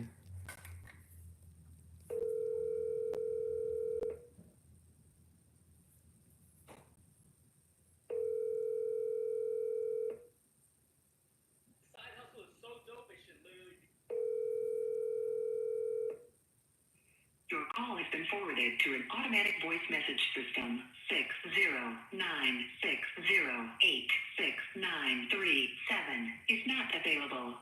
At the tone, please record your message. When you have finished recording, you may hang up or press 1 for more options.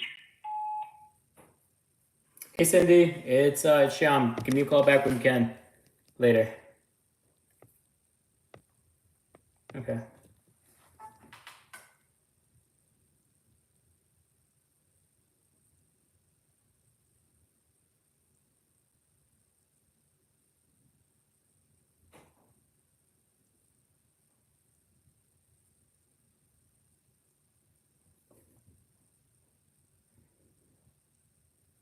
We are, what is this? So my buddy is hosting a meetup for like a dispensary, and he's wanting me to buy like some sort of commercial property so he can rent from me and have a dispensary, like a marijuana dispensary business out of my property. And so they're having like a bunch of dispensary owners in New Jersey are hosting this thing.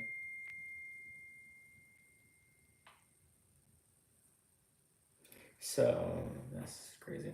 So the thing is that these owners that are marijuana dispensary owners around New Jersey are wanting to host this like event to bring investors out there. That way they can go ahead and see if they can bring these investors to pool money into them. By no means necessary am I going to be investing into the marijuana industry, but I'd love to educate myself and maybe give them a chance of possibly doing so. So my buddy Gene just called while I was on the phone, and he couldn't get a hold of me. So we're gonna call him back, and he's the guy that gave me the voicemail. Well, he's the guy that got me to call the other dude or do the sticky notes and start reaching out to the other guy that's next door to one of my properties right now. And he gave me this voicemail telling me.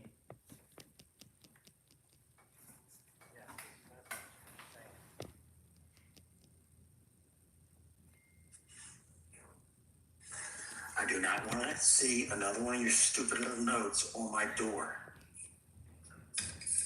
I'm finding them on the side door and on the front door. Again, stay off my property. If I get another one of these notes, I will take legal action.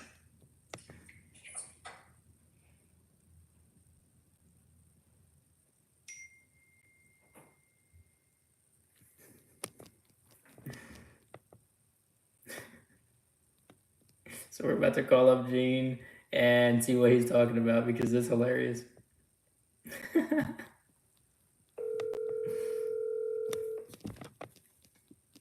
I will put him on my campaign regardless. Hey Gene, how's it going? Hey, what's going on, man? Nothing much. Thanks for your patience because I was on the other line. I was going back to back on just business calls. But Yeah, no problem. So that wasn't that the place you were trying to buy before? yeah, that's the one that you told me about on 46. It's the one right next to Marianne's place. Ah. Yeah, the yellow one. And so he was like the Wright's son, or I'm not even sure. His name is Doug. Oh, okay. Yeah, so I left sticky notes on his house because like I'd knock and every time they just don't answer.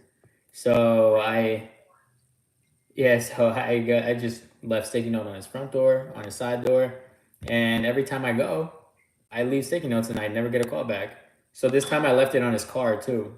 So I was like, I don't really care. I'm just gonna keep going. He's gonna answer. Like someone's taking them off, Yeah, right. So this time he finally got back to me and he was like pissed off. But I was just like, it is what it is. If he gets pissed off, he gets pissed off. Well, from what I heard, he isn't too happy it was even left to him or something. That's what I heard, something like that. That the property was left to him? Yeah, or something. Not that I heard something. They weren't too happy about he has to deal with that. Either way. So I was like, I don't know. I guess if he was really trying to sell it, there'll be a for sale sign on it, but I don't know. Interesting. Okay. Do you think I should call him back and just see? Like, well, what notes did you leave? So on the note, what I said was, "Hey, this is Sam. I have a question about your property." And I was like, "Please call." He may be thinking that it's the property he has, right? Mm-hmm. So, Maybe. yeah, I would try to give him a call, maybe from another number than the one he called you on. I see. Okay. And a whole different name. Well, I don't know if I would do a whole different name. I would just say I would call from a different number, or I don't even know, man. I mean, me, what I would do, I would call from the number that that he called me on. Call from the number that he called and say, look, man, I'm sorry, man. I just was interested in your house on 8th Street, and I was just trying to contact you. That's all, And if you're not interested, I'm sorry. I didn't mean to kick you off. I was just, being a little aggressive on trying to buy more properties. That's all. And, something like that. Mm-hmm. And see where it leads. Which he would probably. I don't prefer it, but if you would have gotten the answer machine, probably be better for to leave a message than actually talk to him the first time. But then he may not even call you back, so I don't know if he does get the message. I don't know. Yeah, well, I was just thinking to put him on my campaign regardless, because now I have his personal phone number. So I'm just thankful that he called me in the first place. Yeah. What do you mean your campaign? What does that mean? Oh, I have people like calling every day. I have like 4 people that call 10 hours a day to hundreds and thousands of people like every single day. Oh, yeah?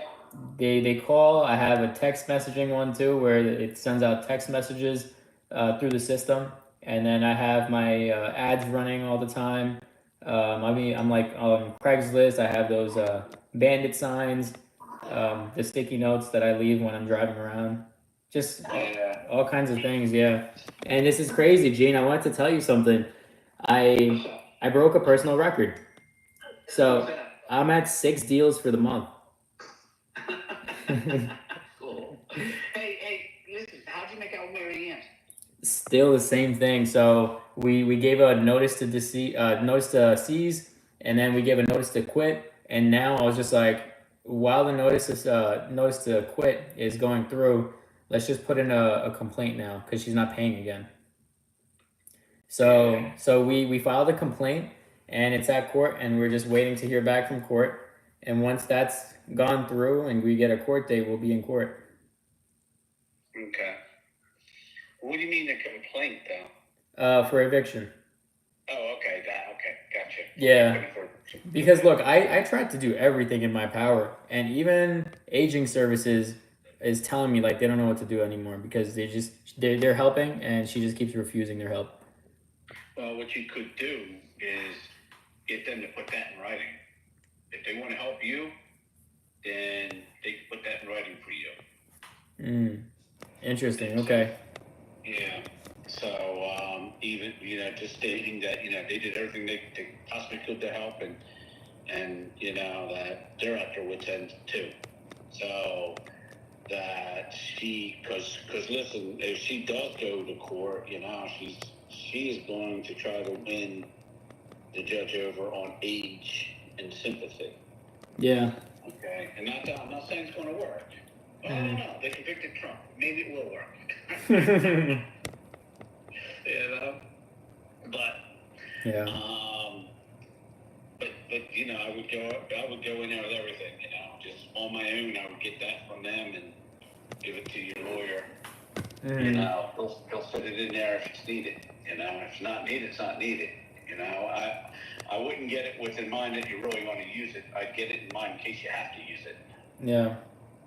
So, and if they want to do you a favor and put that in writing, they did everything that they could, but there's nothing more that they can do for her because she's not cooperating. It just paints the picture of what kind of type of person she is. Right. Right. Yeah. Okay. But, that's a great idea. I'll definitely get that in writing. Yeah, that all the way back then when she was saying, that to stick up for her. And tell you Mary Ann situation is a crazy cat lady that we're trying to evict right now in a property that he sold to me. I think I told you, I had a bad feeling of why is she doing that. because she does not do. That was a calculated move.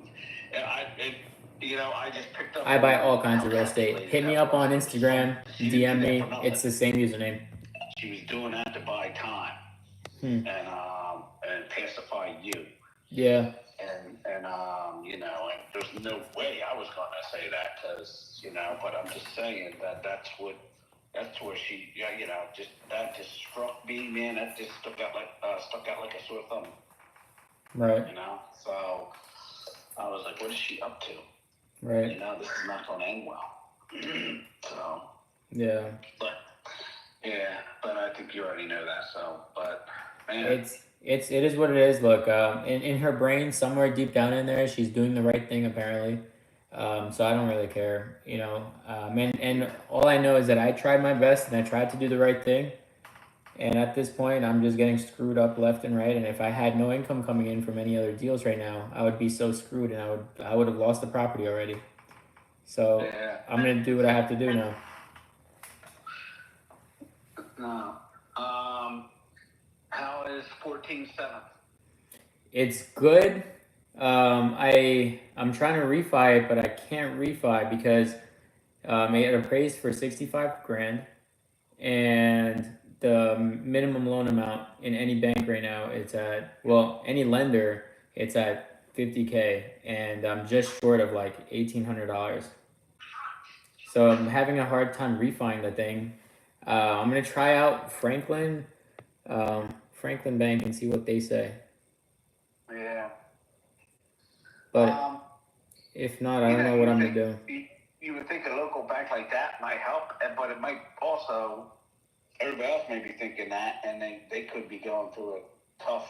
I remember one time, me and Franklin Bank were talking about me, taking over some of the mortgages that they had, of the properties that they had mortgages on, and all this other stuff, But again, I was dealing with a bank, and I really did not want to deal with bank loans. I'd like my own loans and modify them the way I like them, and their loan was cast in one mold,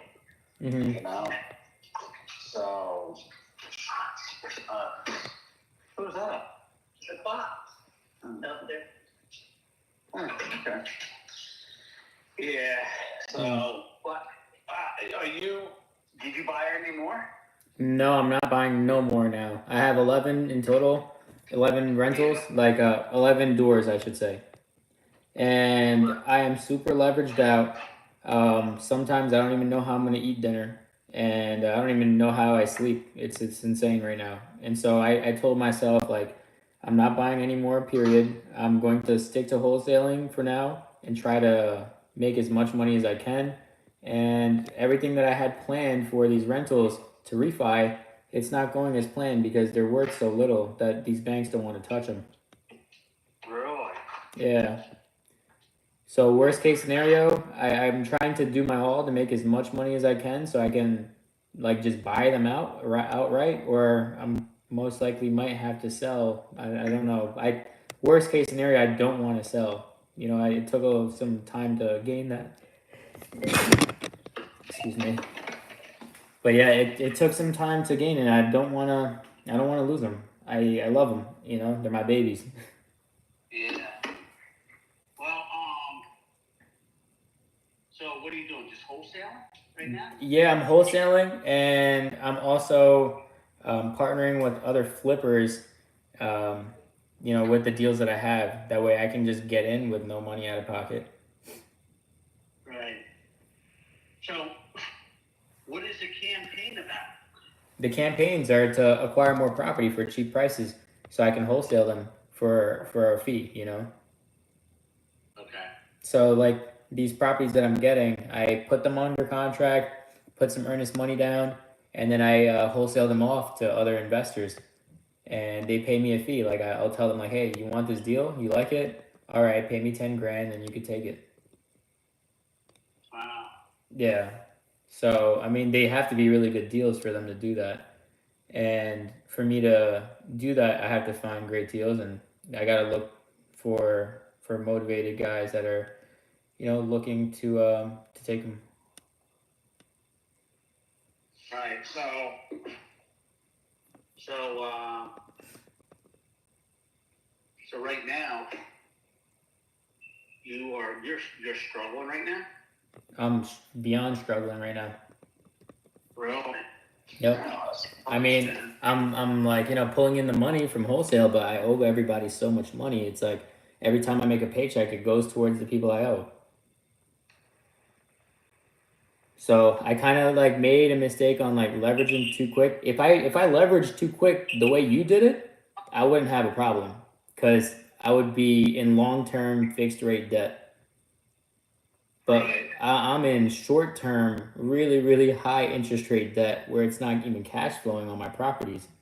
Like I'm losing money every month on my properties because I didn't plan on keeping them into that debt forever. I was planning on refining into in bank financing and getting cheaper debt, but it's not working out right now because of because of the properties being in Salem and them being worth so less.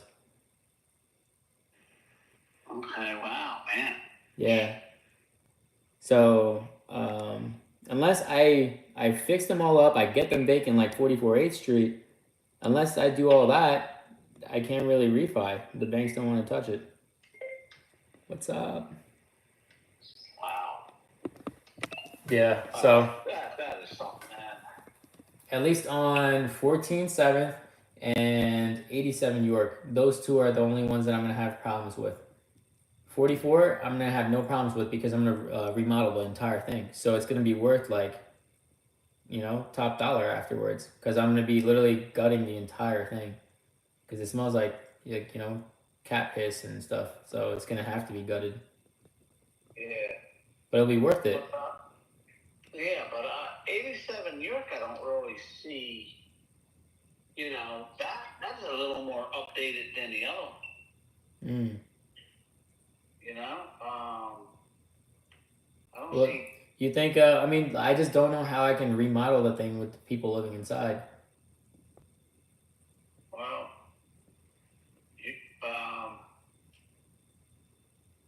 I'm thinking that it's much harder to do, but it can be done.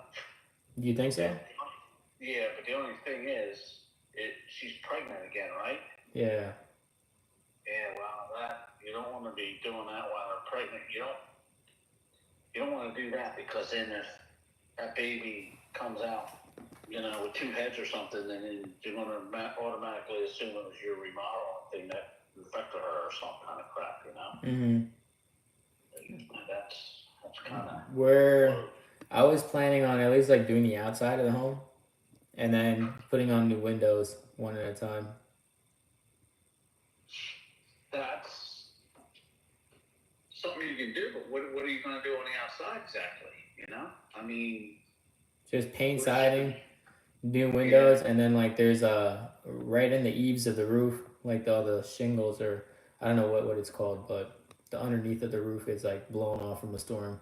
So I was planning on doing that. And then I wanted to go inside and see even what it looked like on the inside because she has dogs on top of all the kids. So it's like, I think that the inside might be a little wacky. I never even been inside into that one still. So I wanted to see. Yeah, I wanted to see what it even looks like. It sounds crazy that I bought property without looking at it, but it doesn't feel crazy at all, Gene. Just like you said it. Yeah, the inside of that isn't too bad. I mean, the only thing, the kitchen cabinets, I'm pretty certain they don't look like they were when she moved in. I'm certain of that.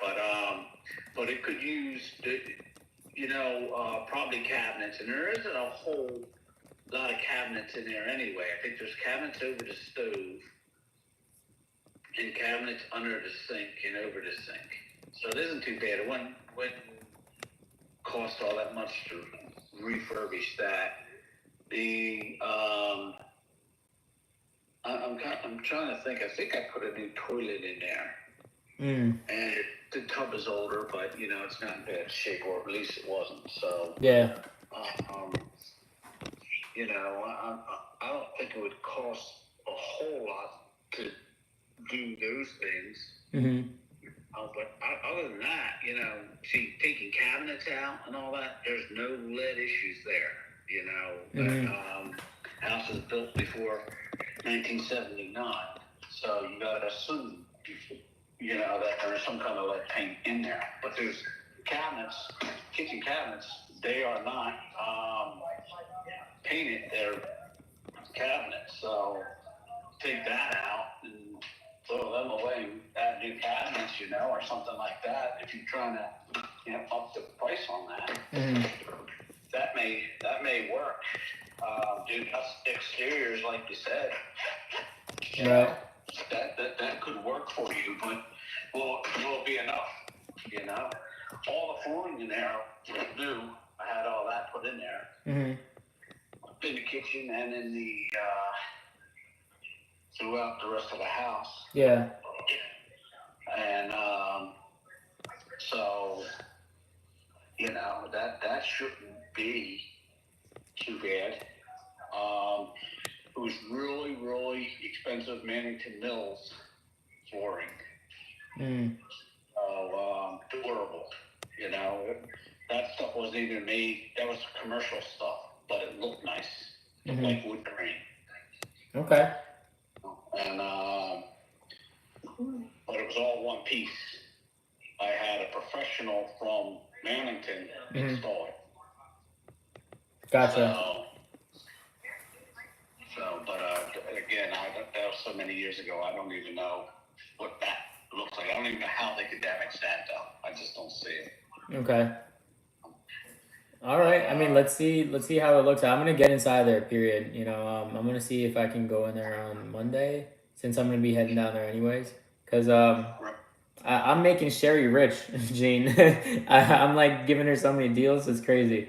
And every time I'm going down there to get her, like, you know, doing a deal with her or through her, I keep bringing champagne bottles. So my agent Rick is like, "You're gonna turn her into an alcoholic."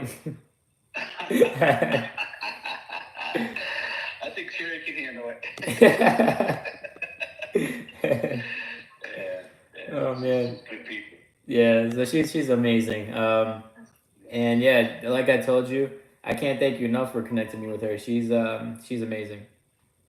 Yeah, well, you know, I got to be honest with you, man. I kind of thought, I don't know what is going on with this Mary Ann, but I really thought she would be out, but on her timeline, but not too bad, you know, type of thing. But man, you know, I can't believe she's still in there. It blows my mind. You sure she's still in there? Yeah. Yeah. She does not leave and not tell you? I mean, why isn't this house done? I don't know. If you want to call her, she doesn't pick up my phone calls. She's a headache to me, Gene. Like, I don't know. I already have enough stress on my brain. And then, like, I got this going on. It's just like, at this point, I'm just letting the attorneys deal with it. I'm letting Adam deal with it. So. Yeah, I guess you're right. See, the other number, my Jersey number, I had shut off. So if I were to call her now, she would have a real working number for me, and I don't want her to have that. You know? Right. Yeah. So right now, my business line in New Jersey that all my tenants had, if they wanted to contact me, they couldn't. I see. So that's just that. Okay. No, that's cool. It's fine. And I got a new business line here in South Carolina that I have now activated. So that's just what it is. You know, calling people around here about houses and stuff like that, you know, because did I tell you? I don't even know if I told you. So I'm calling up about a lot of houses. We went to look at one today, but it was a house that has a property that has two houses on it. And I'm buying it so my daughter can move here. Really? Yeah, so, and when she gets here, she wants to learn from me about properties and stuff like that and get into that business. Interesting. Yeah, so I may be moving out of the green Greenwood area into a little further south Mm. to Aiken County. That's what the game plan is. Interesting. Yeah. What county is that? Bacon? Aiken? Aiken County, yeah. Aiken. Aiken. Okay. So, we were looking today, I had 2 houses on it, and, we weren't impressed. 7 acres. But, it was a lot of work that needed to be done to both of them, and the price that he was asking was $239.9. And I was like, ain't no way I'm paying that. I said, I don't think anybody's going to pay that for this.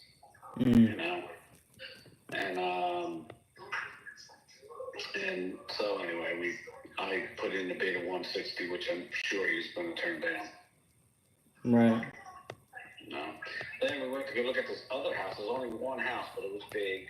But standing on the front porch with the realtor, and man, I don't know who had a blunt, but man, somebody was swiping it on over. We were getting contact high on the front porch, man. Oh, man. Wow, man. I mean, Stone sitting here talking to you. That's hilarious. She said, I wasn't going to say anything, but I know, I smell it. Oh, jeez. That's hilarious. Pastor's wife, and she's like, man, I'm going to go and tell my husband to get me some munchies. That's hilarious. I was like, wow, man, that's something. Oh, man. All right. I mean, look, because of you, I started reaching out to agents and still kept pitching out like the owner financing, and I got one agent right now. He's looking at full equity deals in Texas, and he's sending them over to me to just keep pitching creative offers, and he's cool with it. And he's just like, I don't care, we'll keep doing it all day. And I was like, all right, interesting. Yeah, I'm telling you, the owner financing thing, man, is invaluable, because whatever your situation is, even right now, which will change, but whatever your situation is, you can create a deal for that moment. If you need a little more money, a little more income right now, then you can set them up, man. And if you don't, you can set it up where your taxes will, your income taxes will be, you have a break on those. So you can set it up in so many different ways, and that's what I did. That's what I'm going to do again. Looks like, getting back into it now. But yeah, I just would not do it in Jersey, bro. No? No. There's no way I would do it in Jersey. It's just, man. I'm not buying anymore in Jersey. You know that, right? Yeah, well, I don't blame you. Yeah. Because you're telling me about the inspections and all this other stuff, and I'm like, man, this is all crazy talk to me, Inspection every year. Kiss my ass. Right. Why am I going to do that? I'm telling you what they're setting themselves up for. Mm-hmm. They're setting themselves up for a welfare state. Okay, now look, some people can already say they already are. Salem is already a welfare state, but they're really nailing it once a year, and you might as well go HUD. If you got to do the inspection anyway, you just guaranteed your money off of HUD. You might as well go HUD. Yeah. If you got to get an inspection once a year, because, you get, but then again, I don't know. Maybe it might be twice a year. Mm-hmm. You know what I mean? If you get HUD and they happen to inspect in January and the city inspects in June, then you may have to have phase 2 inspections that way. I don't know. But I do know that the city has no business inspecting anything once a year. Right. They need to inspect themselves. Mm-hmm. And if they can pass that muster, then talk about inspecting everybody else. But they can get past that. There's no way, man. There's no way. Then, my thought was at the end there, when I was at Jericho, the last house I had before I moved to South Carolina, Mm-hmm. before we made the decision to move to South Carolina, was Delaware. Yeah, there's no income tax. Yeah, no, there's no property taxes there. Oh, no property. Okay, I didn't know about the property tax either. Check into it. It's either low to nothing, or unless something changed. It's no, there is property taxes. It's just low to nothing, but there's no income tax. I thought. Yeah, I think you're right. But the property tax thing, Super for low. rentals, man, it's just that. If I were you and you're staying in that area, then that's what I would do. It's worth the extra trip, man. Mm-hmm. If you're getting a whole lot of them, and you know, the only other thing is you know, to move back south and do it. You know, where the taxes aren't too bad to begin with. But then on top of everything else in the state of New Jersey is how the eviction things are getting, you know, when you're an LLC, Mm-hmm. you know, which I wasn't, so it was much easier for me, but it's just like, you know, the laws are definitely tenant friendly. Yeah. Where I'm here, you know, there's no such thing. You know what I mean? You don't own the property. What do you got? You know, what are you talking about? You don't own the property. You're not paying. You gotta leave. You know, it's pretty simple. Right. You know, but it's owner friendly here, and that's what I like. You know. Mm-hmm. So, but I am so sorry you're going through all that, man. With her and everything. You know. But listen, man. You know. You may have to pay your dues, but if you get through it, man, there's reward on the other end. Right. You know, do what you're doing. You know, if you could save up enough money to pay, you know, one or two of these things off, it'll give you a breath. You know, but you gotta keep focused on what your goal is. You know, and getting it to there. But you know, just like you said, you know, just keep flipping until you get enough to, you know, start paying some of these off and then making that work for you.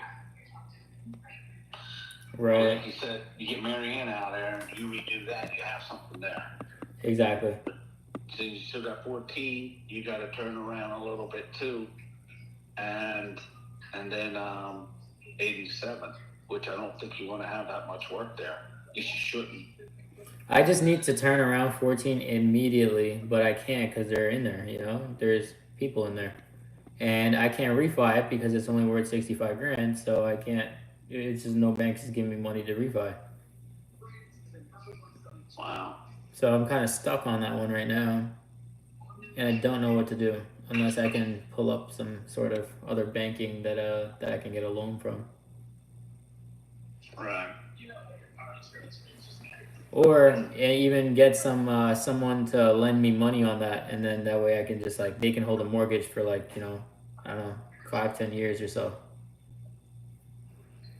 Yeah. I don't know. I'm like clueless as to what to do right now. If I can't get the funding, I would have to get rid of it, and I would hate to have to get rid of it because it's my first one ever. Yeah. Look, don't let that hold you back, you know, because you got to do what you got to do, you know. Sometimes you got to live to fight another day, you know. But if you're not alive, you can't fight another day. So your first one or not, you know, get all sentimental, but business is business. Yeah, you're right.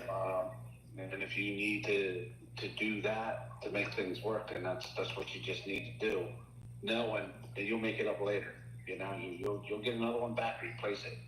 It may not be in New Jersey, but you'll get another one to replace it. Yeah. I am telling you right now that around here, I have seen more abandoned houses.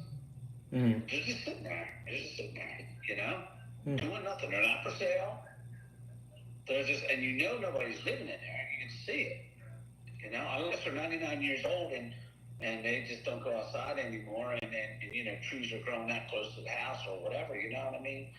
And I am really, when you know, I want to get my daughter down here before I start doing it. I'm ready to go out there and start hustling. ready to start knocking on some doors. Not their door, the neighbor's door. Find out what I need to find out. Yeah. And I gotta be honest with you. If I have my daughter standing beside me, people are more, especially men, will be more out to talk to you. Yeah. Catch them when I'm going to go to prison, but I'm just saying. Yeah. If I have my daughter beside me, they'll be more out to talk to us with northern accent or not. Definitely. You're so right on that. So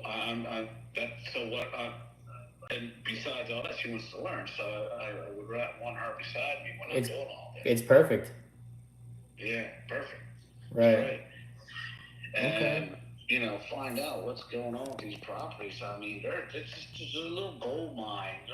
In other words, the stuff I used to look for, the stuff that made me successful in what I was doing, I am seeing all over out here. In Georgia, in South Carolina, all on the back roads. Me and my wife will be taking a back roads and look, it's almost like you come across a trailer park that nobody's living in anymore, like a ghost town trailer park out in the middle of nowhere. And that's the kind of stuff. There's work, and some of it's gonna be hard, but it's nothing I'm not afraid of and can't do. Right. No, definitely. I think you definitely pull it off on this one. You have a lot of experience as far as taking these properties down in these kinds of situations and making creative offers. I honestly would love to be even there to witness that because you've done some crazy, incredible deals that I don't even know how you got a hold of. But I know it's possible. Wherever there's a will, there's a way.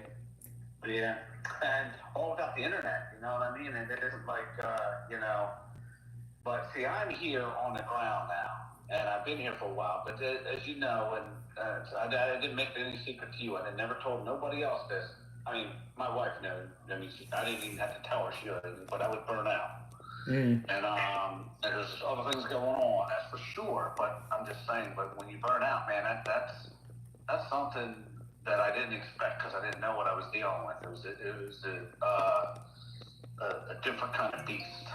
Okay, when I've never been in my life unmotivated like I was on something, and that is a good way to describe burnout, unmotivated.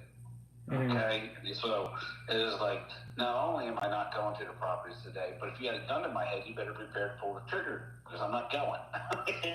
That's unmotivated, So, and I told you, exactly, after analyzing what took place, I just took on too much Terry's and John's and just too much.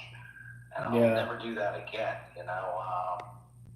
you can sit and talk about property all day long and that doesn't burn you out. But when you're in the actual throes of day in, day out for years and years, doing the work and getting it done, I'm not saying I didn't enjoy a lot of that, but it just was too much, and I don't want to do that again. But anyway, what I can do is, teach my daughter and get her to understand, and even though she's not going to do the work, what this stuff is worth and what people are going to try to tell you to boost it up and all those things, you know what I mean? There's a lot to it.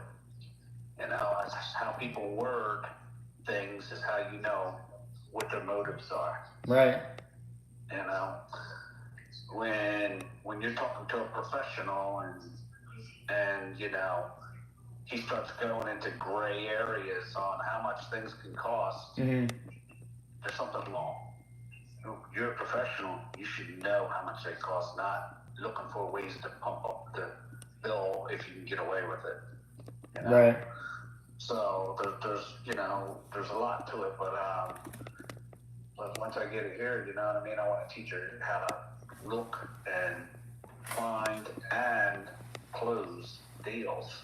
And and I'm really looking forward to that. Right. You know, but I need to find the property first for us to do. You know, for us to move to. Mm-hmm. So, You want me to pull you a list? like what? Macon County? Yeah, here. Let me do it while you're on the phone here with me right now. Let me help you out. Give me a second. I got access to all this stuff, and I pay every month for the software. So why not make some use out of it? Here, let's see. Well, you know, have you ever given a thought to where you are going to wind up ending up? Well, so you remember when I told you that like I would possibly, go the traditional route of like picking out a girlfriend like through the Indian method that I told you, but like my parents picking out a wife for me and stuff. And you told me like let me know how that works out for you. And I ended up finding this girl, and she lives in Texas.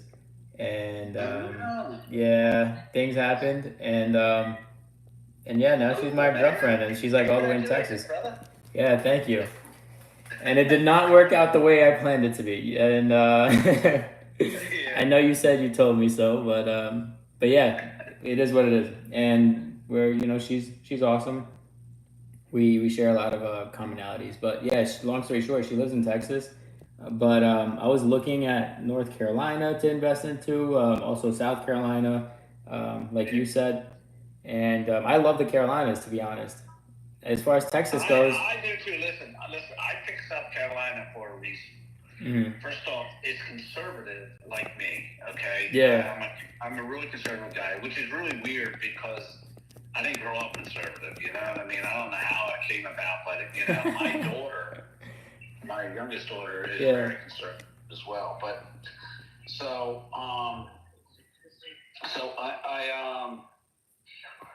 but here, you know what I mean? The people, once they get to know me, their guards come down against the North thing, you know, which is a little bit of an obstacle sometimes to get over. Some of them don't want to, you know. So it's kind of like a black guy going into a white community, you know what I mean? It's people just kind of looking, kind of like, oh, what's this guy about? You know, is he like the rest of them? You know what I mean? All that craziness that goes on in these black communities, you know. So it's kind of like that. Only I'm white, and most of them are white, and but they need to know my mindset. They want to know your mindset. Even if you got a northern mindset, they're all right with that. They just need to know where you're at. Yeah.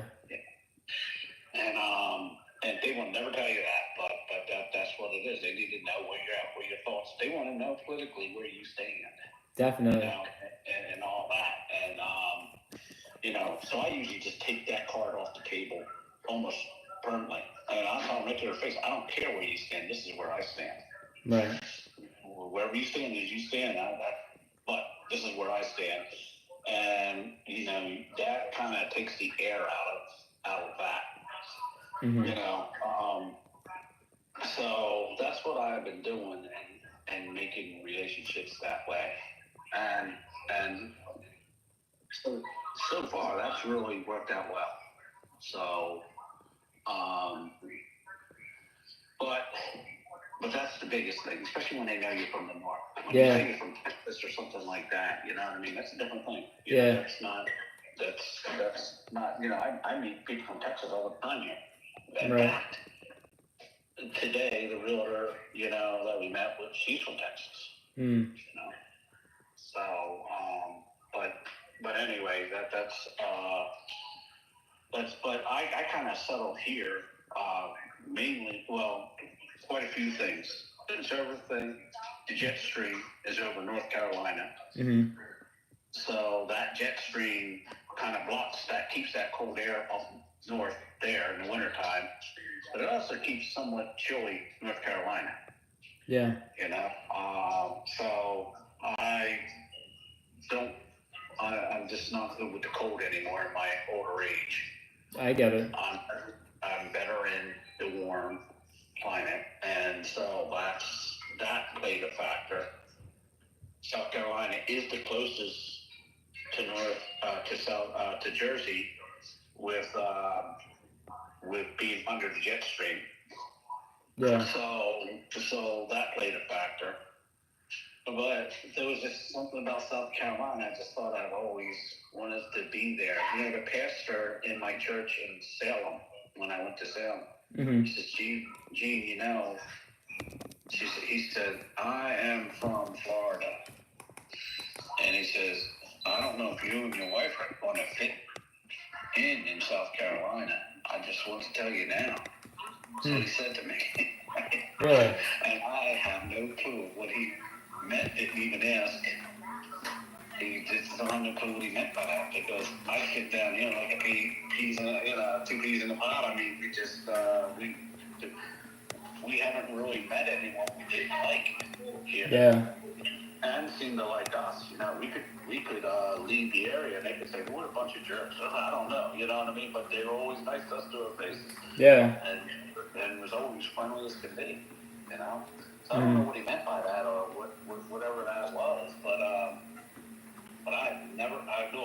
I've made a lot of friends here, and you go out and have a good time here, you know. So I don't, you know, I'm not sure. I wouldn't move ever again.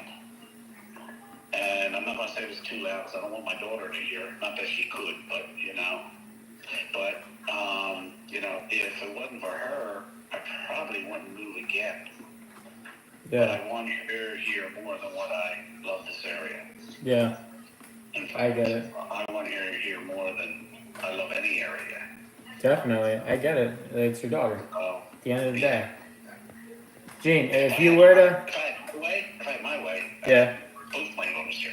And Right. my granddaughters, and, you know, all of them, but I don't have my way. And there's no chance of Justin, my oldest daughter's husband, moving to a hot climate.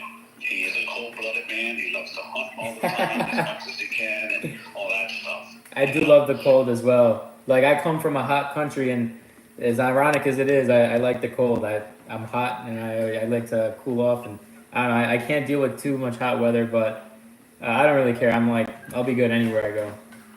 Well, you know, this is the you know, and I hope it doesn't happen, but, you know, you get older. When you get older, you know, your body, look, I used to love the cold. Mm. And it isn't that I don't still like the cold. It's that my body hurts in the cold. I see. It is like in the morning, in the winter time, me not wanting to get out of bed just because it's cold. And you know, it's just like I sleep longer and I do all these other things differently in the winter time to accommodate the cold. And I just, you know, I'm just not into that. Yeah. It is much easier. I get it. You know. Gene, What's that? no, I was gonna say, what kind of properties were you looking for? I got this thing open here, and it has like a bunch of different things that I can like sort through. But is this on market or off market? Did you want to look for? What do you mean by off market though? Off market, like people not really like posting their property up for sale. Just like how I reached out to you, it was off market. Like you didn't have your property on MLS or anything. Oh yeah, then well, if the list isn't too big, then both. You know, I don't know how that looks. I don't know, but look, listen. What I need is either I do not want city water and sewer, but I can figure that all out. But you know, You don't want it? I don't want. I want well and septic. And I don't know if you can figure that out easily. If you can't, that's fine. I could still do that. But what I'm looking for, the reason why I even brought that up is because I wanted, if there's not two houses, I want at least two wells on the house, on the property. So what I did do is I made it like residential. I can't look for well or not. Like there's no filter here for that. But it does say like I put down residential, single family. I don't know like what kind of building size it says, year built. I can do unit number range, bedroom, bath count. Can you do acreage? No. Yeah, it says lot size. Yeah, we can do acreage. Yeah, and you know, something with a minimum of 5 acres. But, How much is you know, that? 5. What's that? Looking at how much is 5 acres in square feet. Okay, so that's like 217 square footage here. 217,000, you said? Yeah, 217,000. 217,100,000. Yeah, there it is. I put that in there. What else? Bedroom and bath count.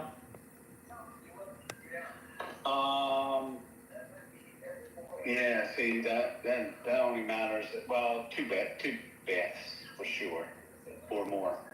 Okay, and then bedrooms.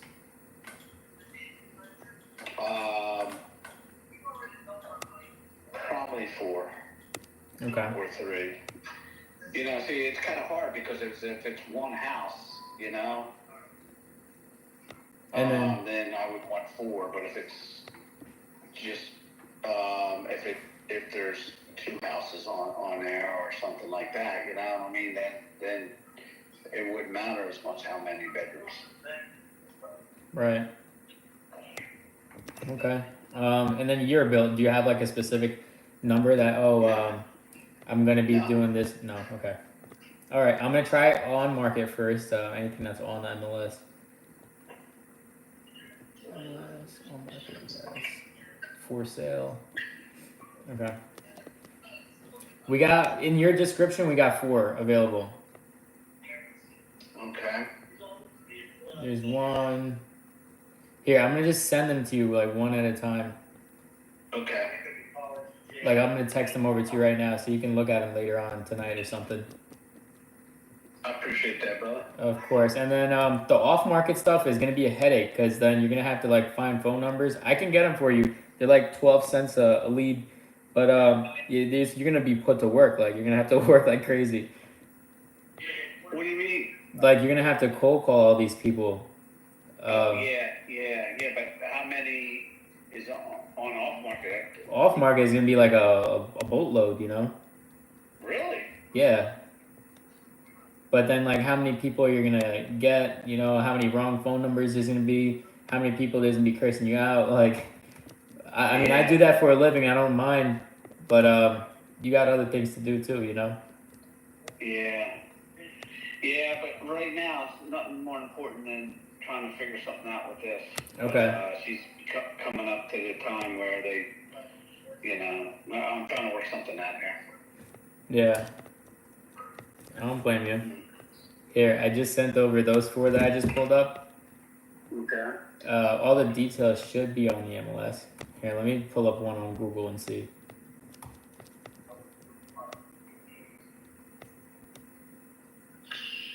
All right. 7 Yeah. Charleston Hot, right? Oh yeah, these are nice. But they look like really nice. Yeah, they look really, really nice. Yeah. Yeah. The one of them comes with a pool and here, which one was that? That was Did it get prices with them? yeah, they're online. If you just go on Google, even on Zillow, they'll all come on because they're all for sale. Okay. So the 160 dasher circle, that one sold. That one just sold, but that one's super expensive. It was like 1.6 million almost. Wow. Here, I'm gonna edit this thing and put down which one sold, so you don't go crazy looking after it.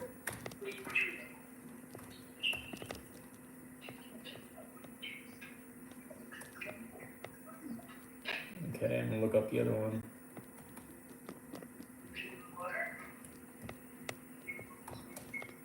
Now I'm looking up the 553 Macintosh Loop Ave, Macintosh Loop. Gene, these are like super pricey because of the land they come with, I guess, and they're like pretty, like I don't know, they look high end. Yeah. That 155.3 McIntosh Loop. That one's just like 2.5 million listed for sale. Yeah, well, if they're talking millions, they're not talking to me. Yeah, this crazy. I think off market is gonna be the best bet. Okay.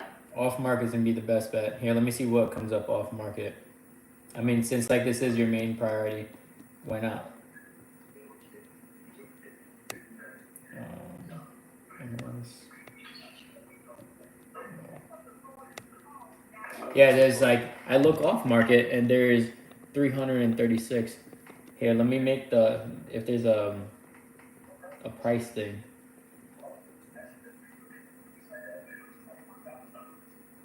Okay, valuation, estimated value.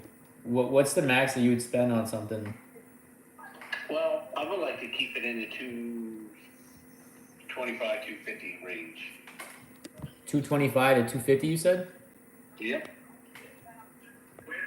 225 to 250. Okay, I'm gonna put down 225. Where?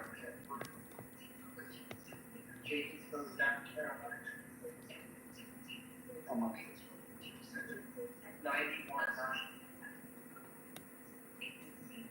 Okay. How much land? Gene. You. So I just got some. So off market there is 31 properties in your criteria in that county that pulled up underneath 225 grand like estimated value. Really? Here, I'm gonna make a new list for you. I'm gonna get all the phone numbers for you and then I'll email it over to you. So you can like go on a I don't know Saturday morning and start calling them one by one. And guess what tomorrow is? Hey Hey Sam, I know. Listen, I am kind of heavy-hearted about things aren't working out as well as you would have had liked in Salem there. But look, I think down the road, I don't know why, but I think kind of we're destined to do something together. You know what I mean? That would be amazing. Yeah, and I would love to teach you what I know, man. You know what I mean? I absolutely would. I mean, I know the times that we have met, neither one of us, I think, had time to actually do anything, you know, like that. But some way, we're going to need to make the time and need to come with me on, you know, a couple of my talks with the way I do it, you know. It's a little older way, you know. I'm pretty sure it could be updated, but in some ways with technology. But I would not change the way I do it overall, because that one-on-one is what really makes it. That face-to-face, should I say, really is what closes the deal. It also can break a deal too. You know? Yeah. Saying the wrong thing, you know, to you don't know people, you don't know the person, you don't know how they work, how they tick, and then you say the wrong thing, and then all of a sudden now you're, you know, backing up and trying to reset the thing, and they're just ticked. You know what I mean? So you know, so it does work both ways, but majority of the time, man, that's what really closes the deal, is the face-to-face. Right. Especially when they feel like they get to know you a little bit, you know, and then they start telling you things they usually wouldn't anyway, you know. They wouldn't tell somebody that's just walking through the home to buy it. Right. So, but I'm just saying, you know, there's a lot that you can do and say face to face that really kind of clinches deals. Right. That on the phone and all that other stuff, you know, that gets some things done, but the major things is face to face when you're walking through their homes. You know, that's when you're either making it or breaking it. You know? Right. But I mean, anyway, do you think you could possibly even make a connection, like, you know, from calling these people, get like some sort of owner financing or something, even on the personal one? Yeah, I'm not looking for that. I'm not looking for a mortgage. You know what I mean? Okay. I'm not looking for a mortgage at all. I'm looking for a place for us to move and my daughter, and my daughter ends up with it. I'll be checking out some point for forever, and she ends up with that. So I'm not looking for that. So, but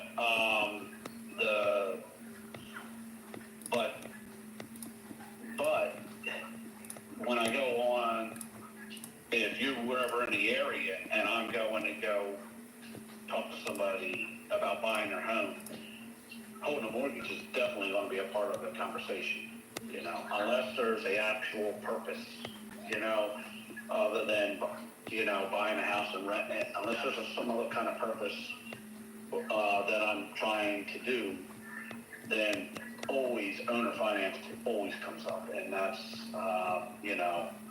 I prefer that way before I would go to a bank and borrow money, That's just, the way I roll. Now that is, how much is that going to happen out here from a north, from a southern to a northern? I don't know, especially when people are buying stuff like crazy. I don't know. That's all over. Everybody's buying stuff like crazy. Right. So, but there are people out there that actually want to hold a mortgage that just don't know it yet. Yeah. Right. And they're the ones I try to reach. So. No, that's cool. I mean, look, you got I just got the order confirmation come back.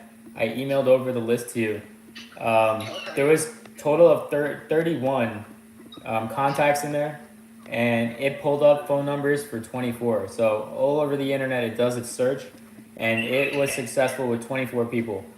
So I sent it all over to you. So it's 24 people in there. Oh man. And you one, brother. yeah. Oh no. Look, you don't owe me nothing. Just it's gonna say do not call on some of them, but just call them anyways. And if they say anything, just be like, I'm sorry, I apologize. You have a great rest of your day. And they won't say anything to you. Just don't call them back. Okay. I do that. Most people, they see do not call and they don't call, and they might be missing out on an opportunity. No one's gonna sue you over a phone call, Yeah, right. So I just call They everybody. mad at you, but that's about it. Yeah, exactly. Okay. Yeah, and then some of them even have emails. So if like their phone numbers are not good, you can still hit them up on their emails that were found on the internet. Okay. All right, cool, man. Yeah. So, but all right, Gene. Yeah. If you need anything else, let me know. And honestly, anytime you're back, I would love to do something like that with you. Go door knocking, or you know what I mean. I can pull a list of people that have their homes paid off free and clear, and they own them for like 10+ years or something like that. We could go hit the doors like that too. Yeah, right. I don't know how you get that information, but that's pretty cool. I could almost get almost anything nowadays. It's insane. But just don't start knocking upon our doors, man.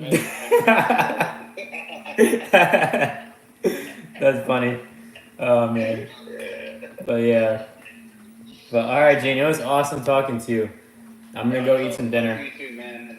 And if there's anything you need me to do that I can help that you can think of, man, let me know, man. I'll do my best. If you want me to talk to her, I don't care if she gets my number, but it's whatever I can do to try to help, man. It's just let me know, all right? I got it. Thank you, Gene. I appreciate you.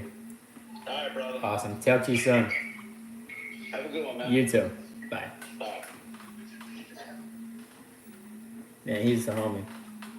The absolute homie. Now, we're about to go back to work. Alright. That took a little longer, but he is the absolute man. So don't know if I spoke to his son. Alright, we're about to call this man Tariq. So apparently he has a house in Irvington that he's wanting to sell. Let's see what can come out of it.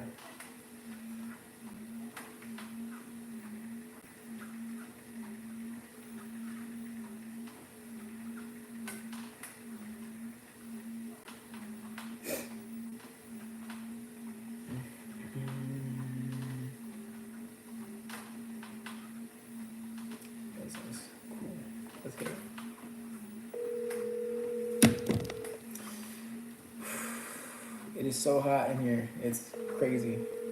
So let's see how this one is.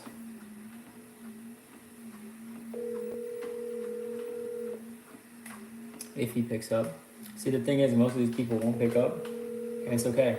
Just like how Carol, she didn't pick up for like the last 5 times.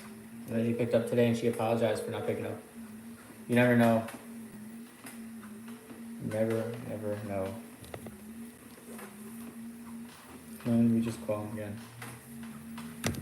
So, then we send out some outreach as well. Hey.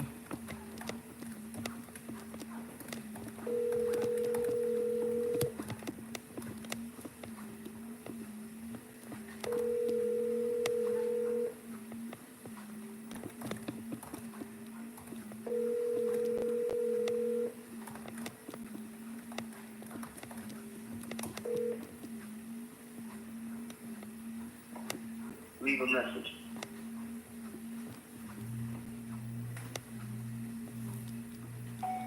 Hey Tariq, this is Sam.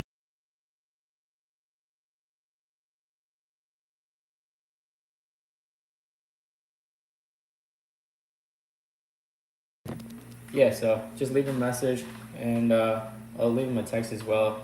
Hey, okay.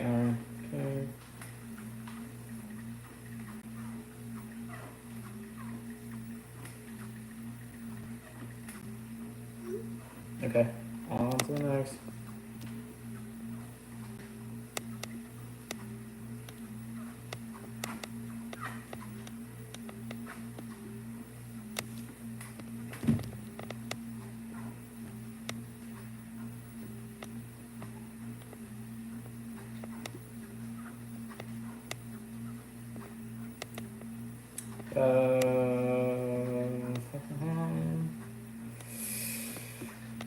Boy. Okay, Lloyd, that one's done. Paul Kush. Let me call him up. Let's see what the heck is going on with this guy. This guy's going through divorce. He's going through foreclosure. All kinds of stuff.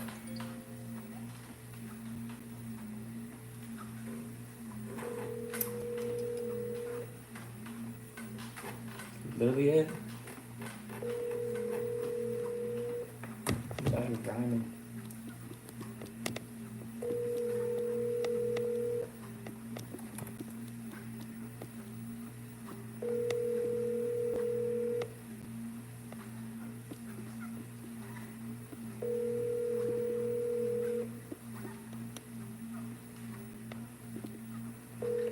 Your call has been forwarded to an automated voice messaging system. 85699474117 is not available. The mailbox is full and cannot accept any messages at this time. Goodbye.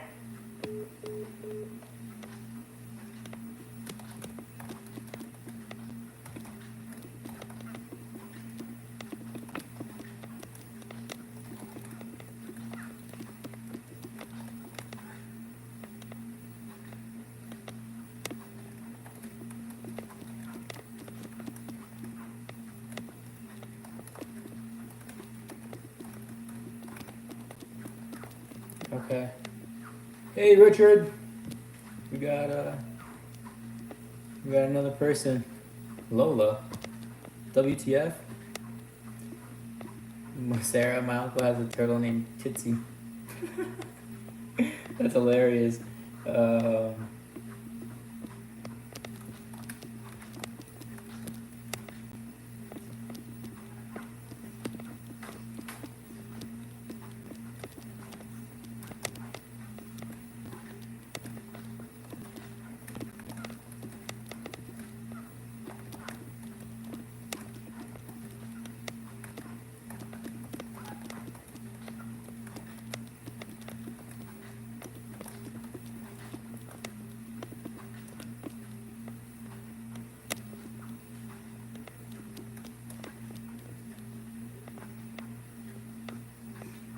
Okay, this is wild.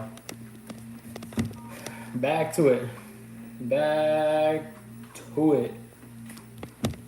Austin. We have a problem. Austin, what the heck did I say for Austin? I was supposed to go yesterday. Man, I really can't remember right now. What day on Friday? I'm just gonna call him up.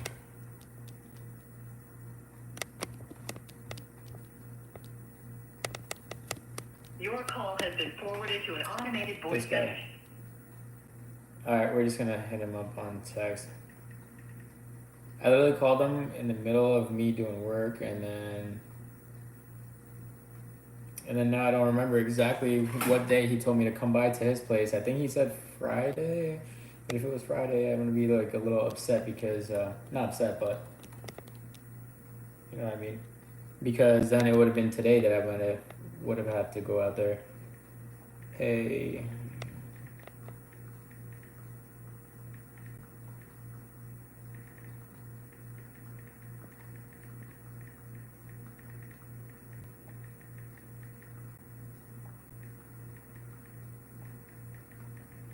We were supposed to meet when you get the inspection done.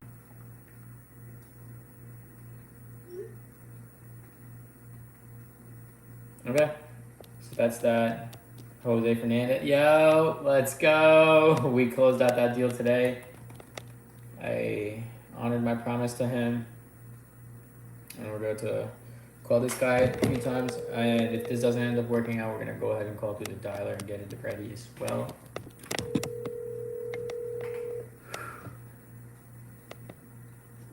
Most likely not going to work. We're going to blow his phone up. Your call has been This is how you get attention from this dude that's not answering you right away.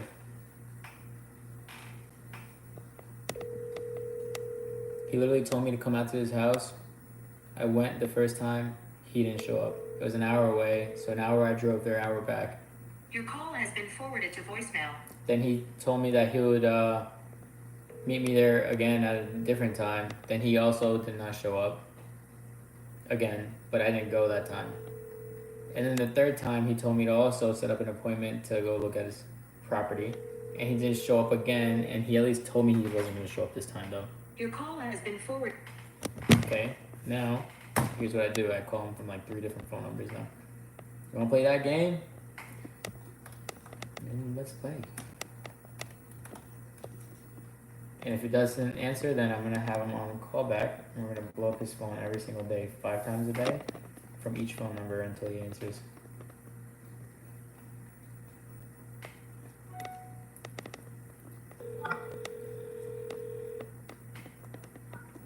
Hello.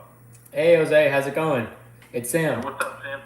Yeah, I couldn't get a hold of you through my personal phone again. I don't know what's going on. Is this a bad time? No, what's up? Yeah, I just wanted to see you on Thursday. We didn't get a chance to meet. When can we get in the property, take a look at it? What? Dude, I got such a busy schedule. Let me think of my schedule next week. Okay. Monday I'm in Hamilton. See, on Monday, I'm gonna be down South Jersey. Alright, So- Monday and Tuesday I'll be up north Jersey in Hillsborough. Mm-hmm. I won't be back till either late evening in any day during the week, or Thursday I'll be back in Hamilton. Okay. I'm gonna send you another number. Sure. What number is that? Jot this number down. 609 Okay. 808 4748. 4748. Yeah, 808 4748. That's my personal cell. Okay. All right? Okay. Sounds good. And then yeah. So as of right now, you're saying Tuesday morning you're up North Jersey. Monday doesn't work, and then Thursday you're gonna come down to Hamilton. So you want to do Thursday? Well, that's what I'm saying. See, so I got work Monday. I'm in Hamilton. It won't work for you. Tuesday I'm heading to Hillsborough, way past Hillsborough. Well, here's what we can do. I mean, What time are you going to be in Hamilton on Monday? I'm there all day.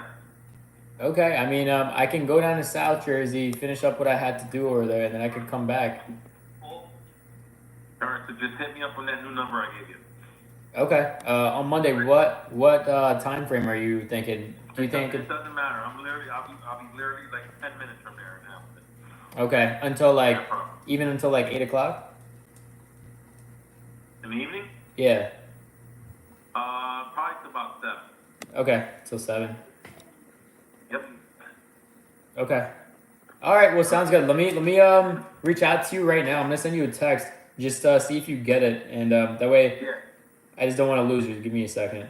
No. I don't know why you're not getting through on this number, but I don't know. It's frustrating. I was really getting ready to go out there, and then I couldn't get a hold of you, so I was like, oh man. you should have went out there. The tennis aware.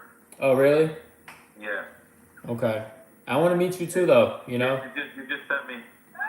It's Sam. Okay. Perfect. All right, Jose. Sounds Yeah, good. Thank you. You got it. I'll speak to you soon. You too. Bye bye. Ah! Let's go.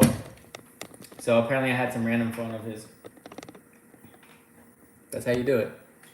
3 times. No, not just 3 times. 3 times today, but I. Alright. 7 p.m. And that's. So we're locked and loaded.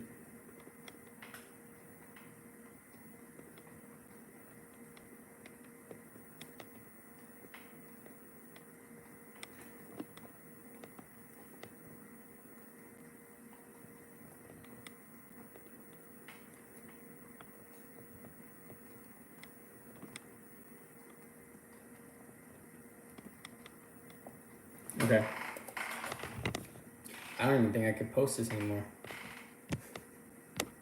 Other than that one person that's in here. Richard Berry. Or whoever's in here. Okay. Alright. Now time to go on to the next ones.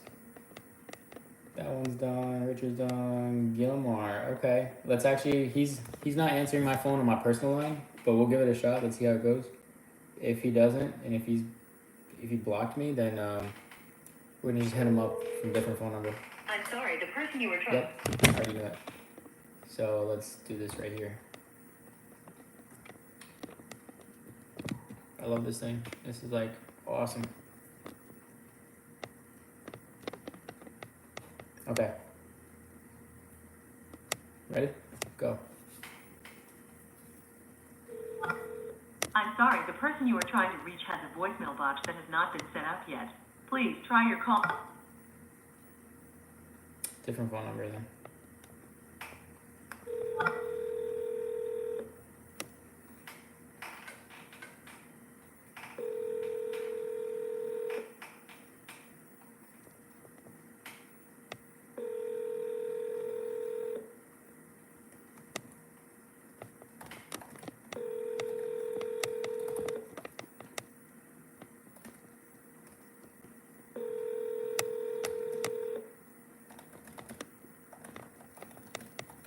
I'm sorry, the person you are trying to reach has a voicemail box that has not been set up yet. Please try your call again later. Goodbye.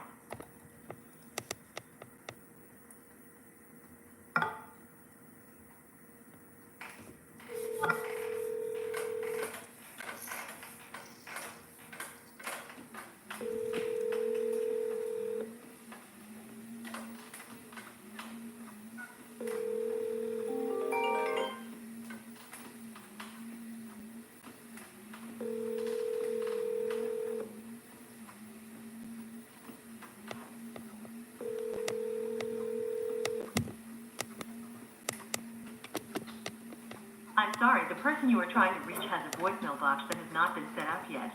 Please try your call again later. Goodbye.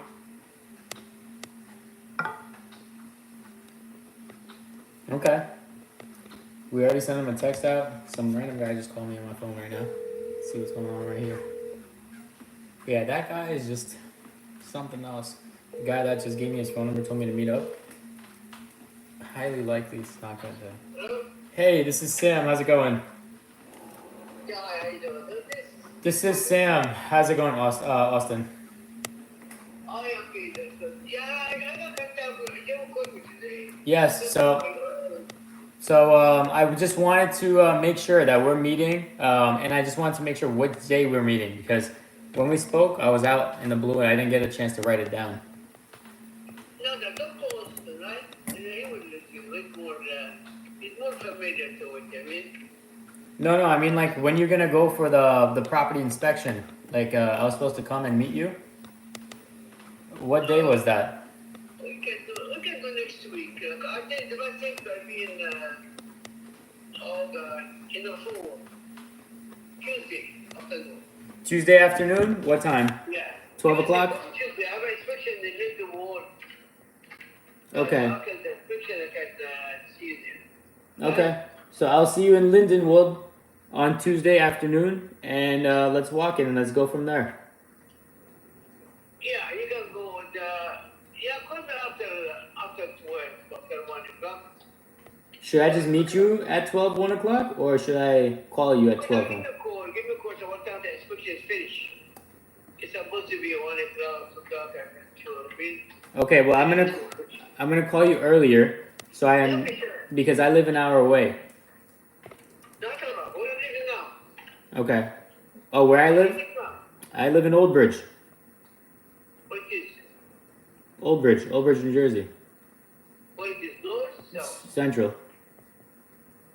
Oh, okay, that's not about. All about. Just give me a call. Okay. I got you. I'll speak to you soon. Sure. All right. Bye bye. Enjoy your weekend.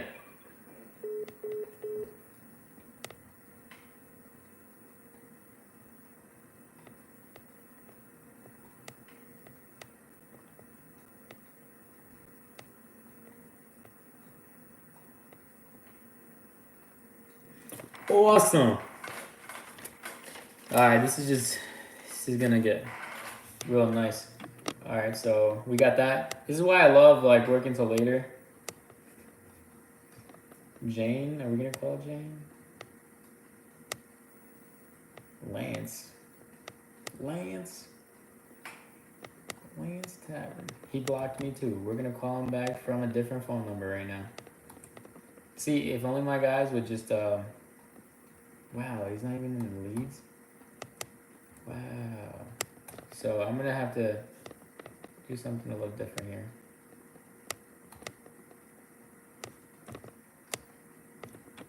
Let's try it out.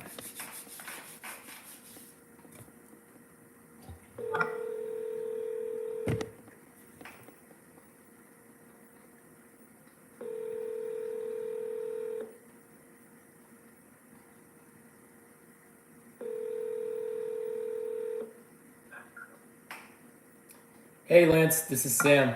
How's it going?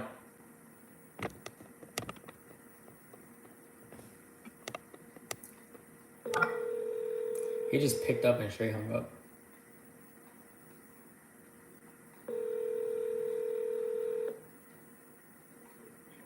Hey Lance. Hello. Hey, this is Sam. How's it going? Good. Good. I just wanted to see how you're feeling now. I know you said you went through COVID. Yeah. So, yeah, I mean, as of right now, is everything all good with you? Pretty much so. It's starting to settle in. Okay, I gotcha. I wanted to see if I can possibly come, take a look and see, like, where you were as far as your situation was. I'm not really doing much yet. I got a couple loose ends to tie up, but in the middle of summer, I really haven't, made a decision yet. Yeah, that's fine.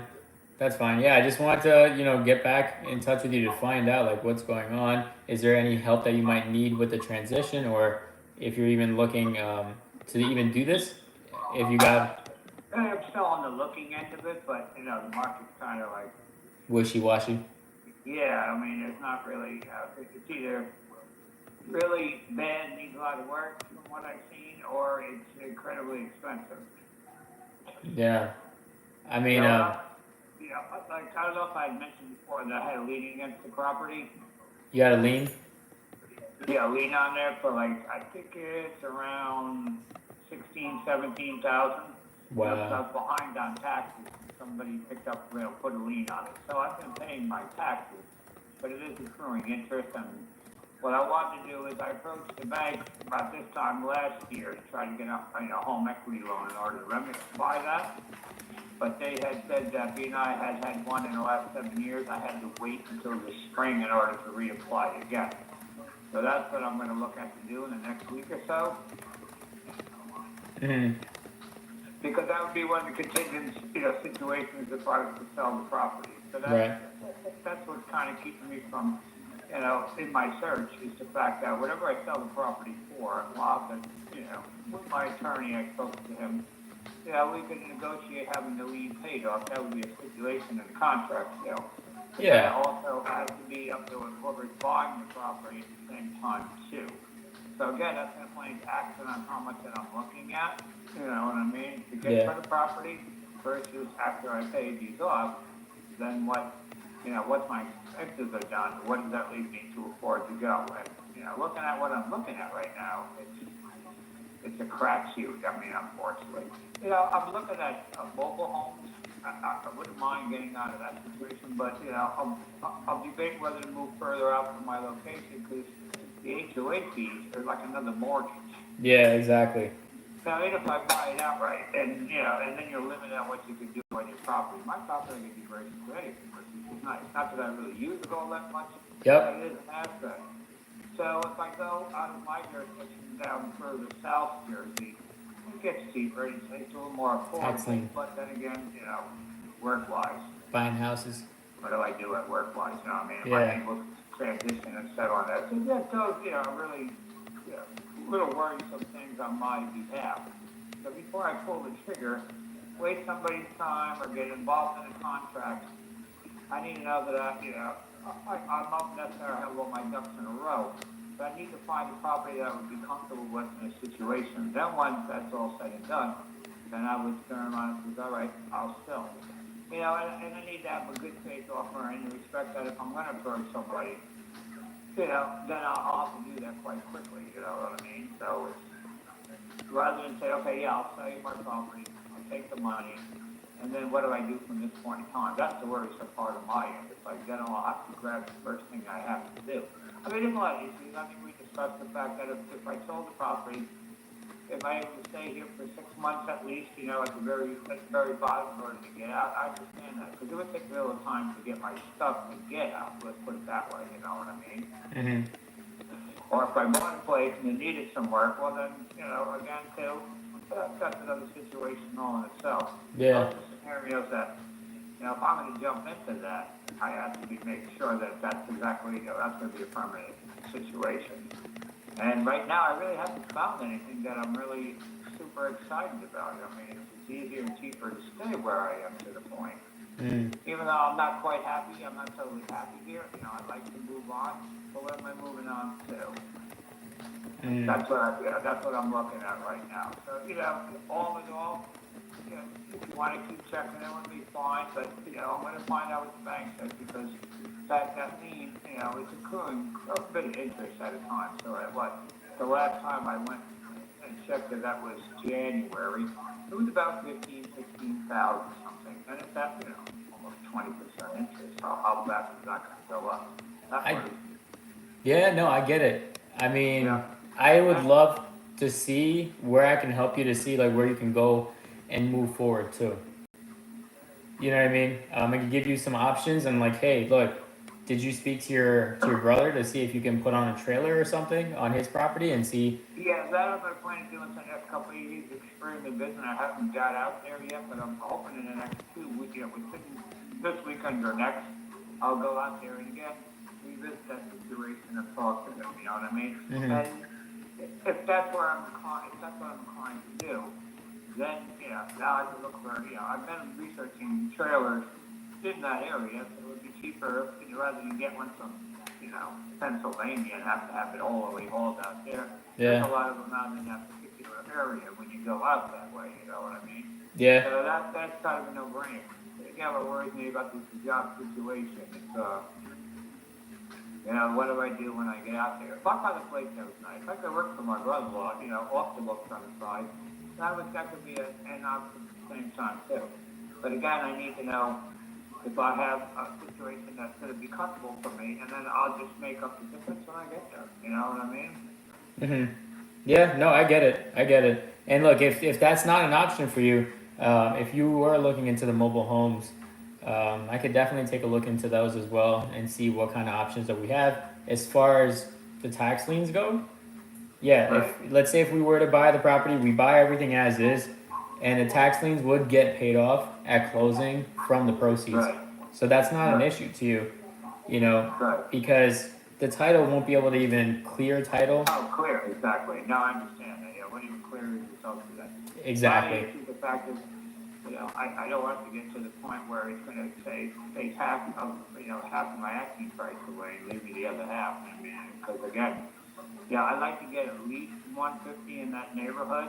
There could be some discretion there. Again, it depends on what I find and how, you know, what I'll virtually need. So I'd like to clear my debts off, get the lien out of the way, you know, find a cheaper property where, you know, if I take the trailer and go out to Jackson, you know, I'm not paying taxes and this and that. I mean, I'm going to lose the security of a tenant next door. That's another option too. It's like that's $900 a month to count on. Yeah. You know, again, that's what I'm saying is I need to find out what's available out there, each price, and am I able to do that? And So- then, you know, Let me help you. What exactly were you looking for so I can make a search for you? I got agents on my company. I got lenders in my company. Right. Whatever you need, I'm a one-stop shop, and we can help you out in different scenarios and different kinds of methods and ways. Even if you needed your tax lien paid off, that's not an issue. We can go ahead. We even have a title company that we're partners with. Like, there's different avenues where we can help you out. It's not just here's this one thing that we do and that's it. You know. right. So even as far as like your location to moving, what areas were you looking to move in? Basically, it would be in the Jackson area. If I was going to go out that way, I would go there. You know what I mean? Because I mean, I have a couple of friends that went to Tom's River area and all that, and they went to the 55 and above community. Mm-hmm. I don't really want to do that because I don't see my expenses being any less than being here. You know what I mean? I'm still going to be paying whatever. I get a rent or HOA fee when I get into that. I'm quite sure. And again, I'll be out of the job. So, you know, with my idea with my brother-in-law is I'd be out of property, and my bills would be shaved down to virtually nothing other than cable and phone, you know, and car insurance. But I wouldn't have all the necessary, you know, water, sewer, taxes, you know, and all that kind of stuff. I mean, home insurance, you know, whatever. So that would really help me out a lot. But again, the trade-off to that is, you know, am I able to work? You know what I mean? So I'm going to try to go see him. I know it won't be this weekend because I'm working Saturday and tomorrow. Nice. But hopefully by next weekend or even during the week, I'm off, you know, this Wednesday, I believe. If I could get down there and just float the idea to him and speak to that. Last time we talked, you know, I mean, we're close. That was my wife passed away about 5 years ago, her brother, but we still have a very good relationship. He's got his own set of issues and problems going out there. And when I floated the idea, it's kind of receptive. But I mean, I want to make sure that, you know, that's still a factor at the time. You know, I want to say, hey, by the way, I'm going to come out that way. You know what I mean? And I have to put them in a spot.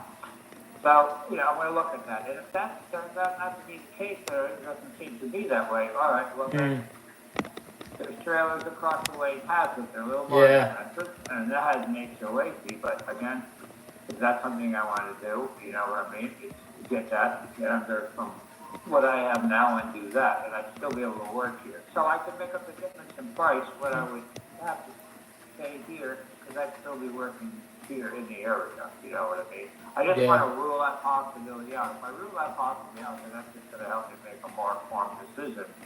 I look at, do I stay and can I get this lien off my back, or do I just sell and take a fresh start? I would prefer a fresh start someplace else. Right.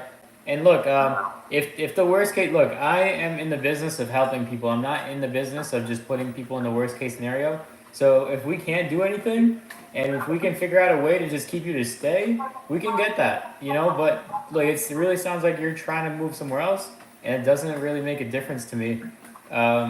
whichever. If it's just like stay or go, if I find something better, it's more conducive, fine. But it's, like I said, with the housing market the way it is, and things being high, my cut my own truck by leaving here what I have, because I don't have the mortgage right now. I mean, actually, the lien theoretically is the mortgage, but again, that's something I have to deal with, because I don't really understand that fully. If they decide to call it in at any given time, then what's the case beyond that? Then I'm going to be having to scramble to. Well, so this is what happens if it gives you. When did you start to get this lien? It's been about a year now. I mean, it was right after the pandemic. Okay, so you have 2 years in the state of New Jersey. So you have about a year more before they can foreclose on you. So you have a year to make some sort of decision and figure this out, and we can help you do that. I have lenders on my team as well that can help you. Maybe we can get you in touch with somebody and see if we can get you a HELOC. What do you think?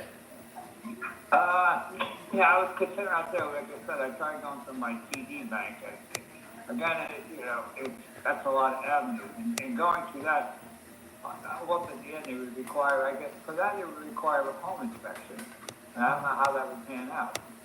Yeah, I mean, do you think because I'm trying to sell it as is. They may require a lot of upgrades or whatever. I don't know. I mean, if I say the house is worth $250 and they say it's worth $150, and I can get it, fine. I can live with that. You know what I'm saying? It is what it is. I'm not saying that. But if they open a can of worms, and I got to pay for that to come down the line, and then they turn around and they don't deem it qualified, well, then I just put that money out for nothing. Right. And go through the process of that. I mean, I know you have to do it. You have to start from A to get to Z. I understand that. And I did that with my lending, and I was almost at the end, but then they found the fact that I had a foreclosure in the past, like about maybe 6, 7 years ago. Okay. So that was, for them, that prevented them. They had to wait within a certain time limit, then I could reapply. And I shouldn't have a problem. And that would have been like a month, 2 months ago, but I haven't really approached them yet. I mean, I don't know whether that will play to a factor with them as far as getting a home equity loan. Yeah. I've had one before and paid it off, years ago. Like for the last 15 years, I did that, so it wasn't like I reneged on the loan or anything like that. And that was to do some work after Sandy. I didn't have the stipulation of having a lien already in place. Yeah.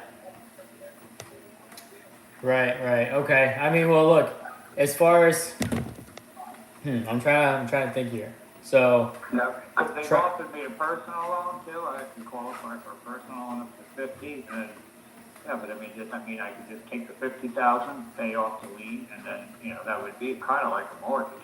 It would be property and sell it when at my discretion, and not feel that I'm getting pigeonholed. Yeah, exactly. But then now you got another payment. You could just sell it. Well, it would be, the other payment would be like if I was to do a mortgage, or a HOA in another place, but I'd still have my property, and now I can still sell it off at my terms, or maybe when at a better date. You know what I mean? And then when I spoke to TD Bank, what they had specified is, well, if you sell the property, if you get the loan, you can take the loan. If you sell the property tomorrow, you can just pay off the home equity loan. And that's what I was concerned about too, whether that could be done or not. I mean, we're at the top of the market here. If you are going to sell, it would be best to sell at a higher price instead of waiting. Yeah. And then let's say if you take out the loan, you're waiting for the better opportunity, and then boom, that market starts to tank after it's been going up for like the past 20 years. Now what? You just missed out on a best opportunity. You had to sell your property right away for cash. Right. That's why I've been basically holding out. I mean, when I started this selling it years ago, there was such a glut of the market. People telling me 30, 50,000. I'm like, you're insane. But I mean, there was a lot of them here. A lot of people just abandoned their bungalows, houses, whatever, and walked away, or they were elderly, couldn't do it. That's the case. Now I know that's a different scenario. I mean, the inventory is a lot less. The prices are going up.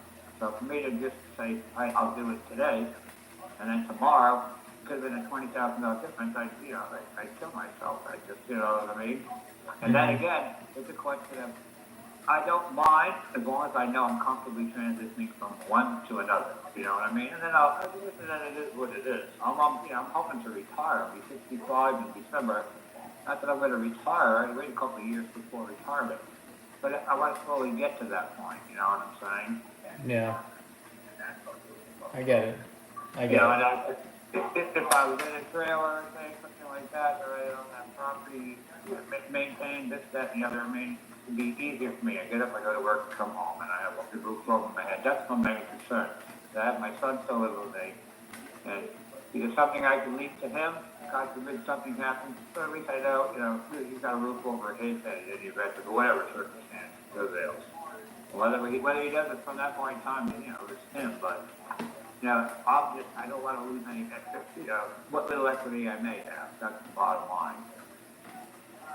Right. No, that's true. I mean, look, right now, as is, even if you got the 150 and you take out a mortgage to go into another home, and then you take that cash that you just got from this home and pay off the mortgage of the next one, you'd be fine as well. Have you thought about doing something like that? Yeah, that's true too, you know what I'm saying? Or at least put a substantial amount down. Yeah. And even if it was a small, there's a few smaller homes that require a little work, but not necessarily. I don't want to put a roof on a structure or this, that, and the other. Lance, so this one over here, is it in a flood zone? Are we gonna have to lift the thing up, or? Exactly. That's another stipulation some potential buyers in the past. My understanding, and I'm not 100% sure, I have to check with the town, it's in a flood zone. Now they moved the flood zone. It's not like less than 500 feet from the water. And when I went to go get when I was doing the home equity loan, they required that I had home insurance.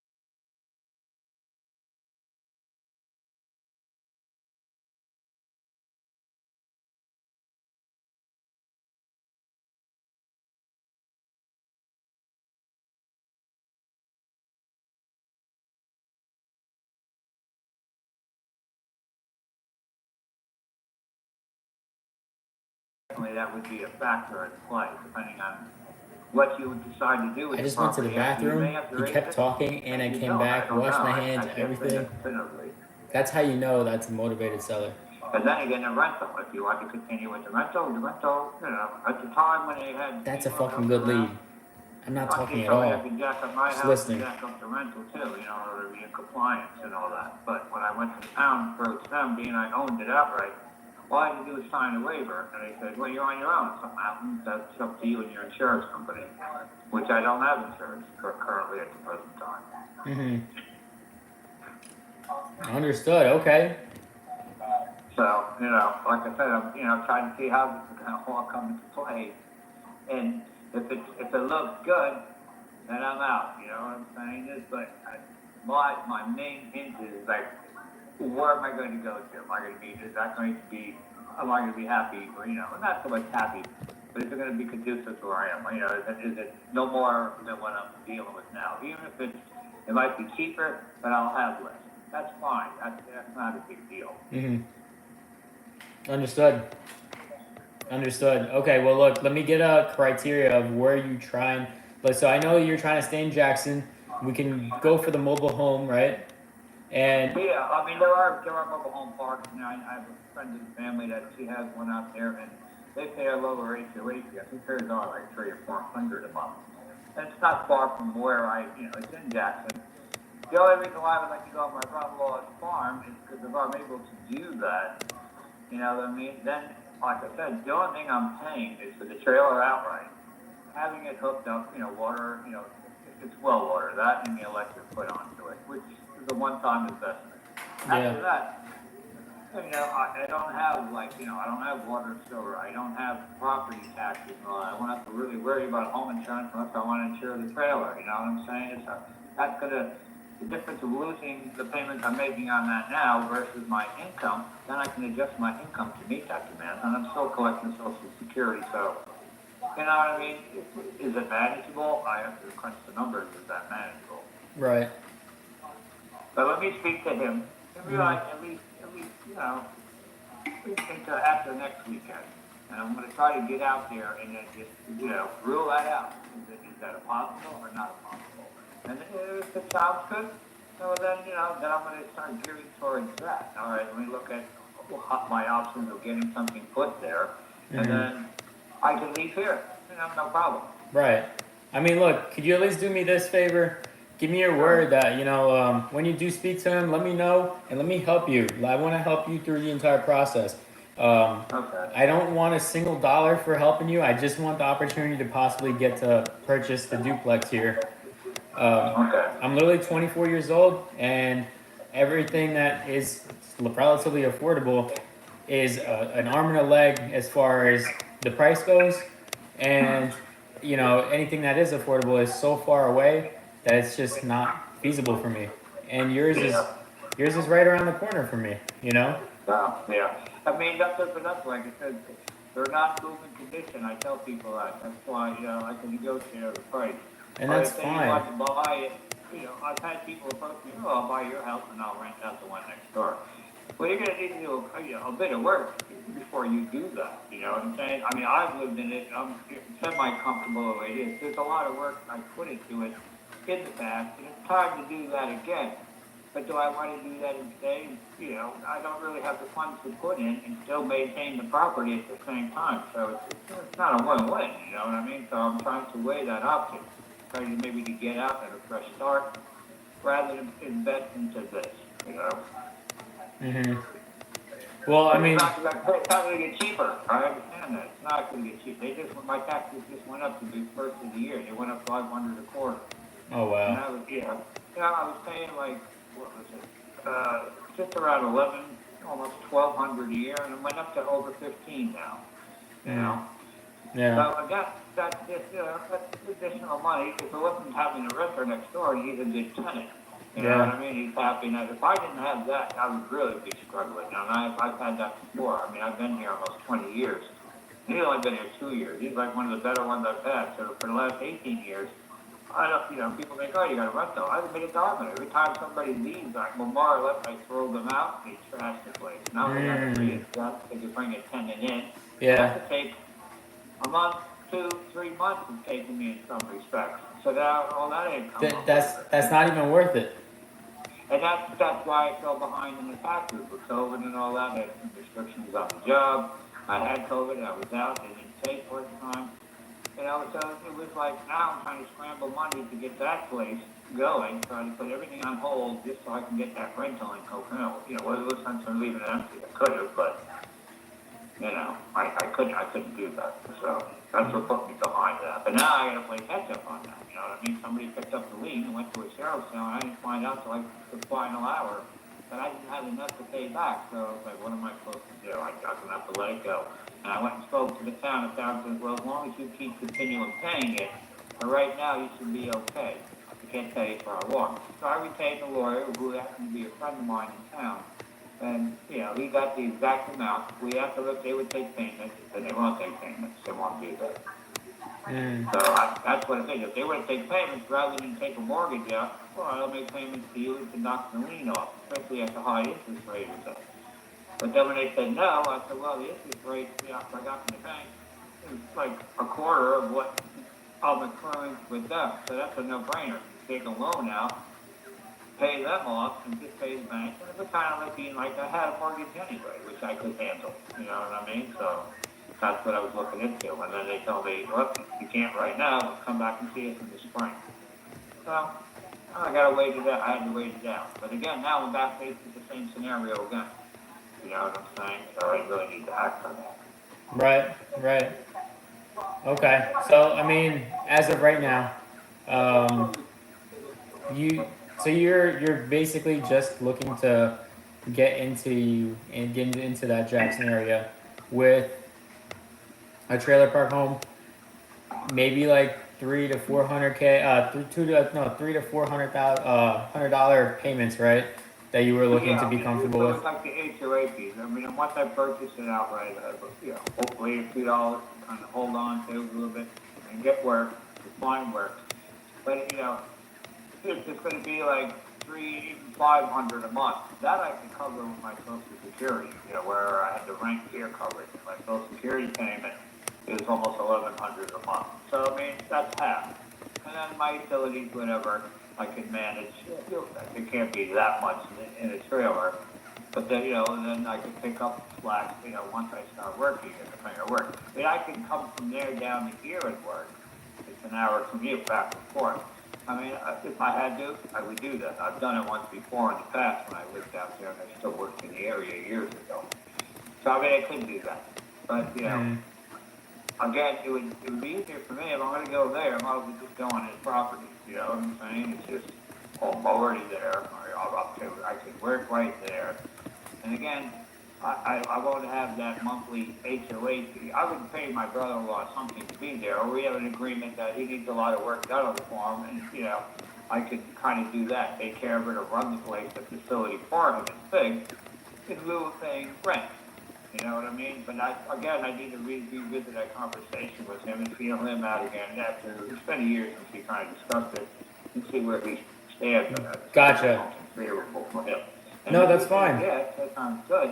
Then I'd be like, okay, now let's see if that can become a reality. Yeah. Okay. Well, yeah. Look, talk to him. Ask him. I understand that the property's not in moving condition and it's not going to be able to be rented out, but I do know that it's in a flood zone and it needs to be raised as well. And Right. I'm taking all these things into consideration, And this is not my first Right. rodeo. We literally closed on a property today. You can search it up. It's called 109 Almond Road in Pittsgrove, New Jersey.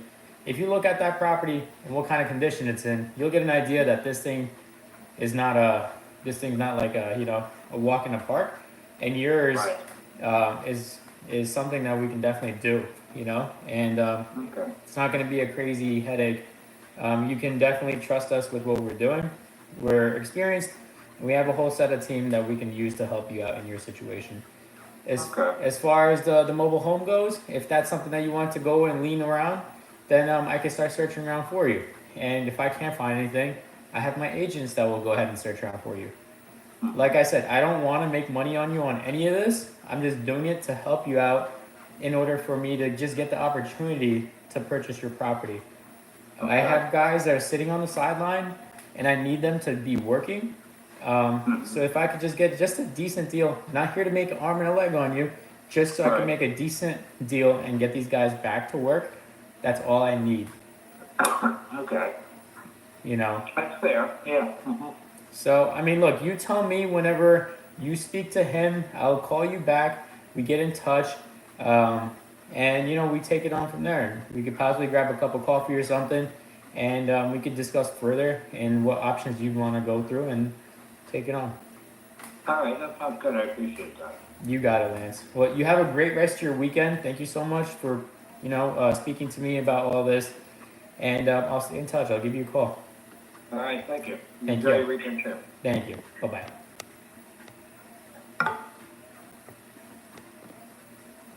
That right there was fire. Super hot fire. It might take, I don't know, a long time for that thing to close. But that we're looking at right there is $100,000 deal. 100 all day. I'm gonna buy that thing. That's something I'll buy. I'll buy and flip all day, every day. Okay. Oh my God, it's already dinner time and I'm starving, but starving for some deals, to be honest. Let's hit up Jane. I'm gonna hit her up right here. How long have we been on here? 210 minutes. And I went to the bathroom while I was on the phone with this dude.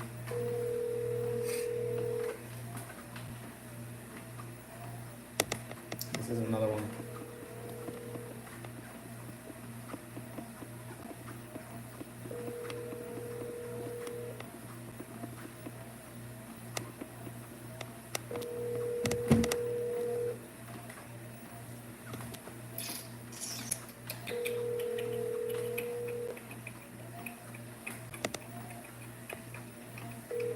Your call has been forwarded to an automated voice.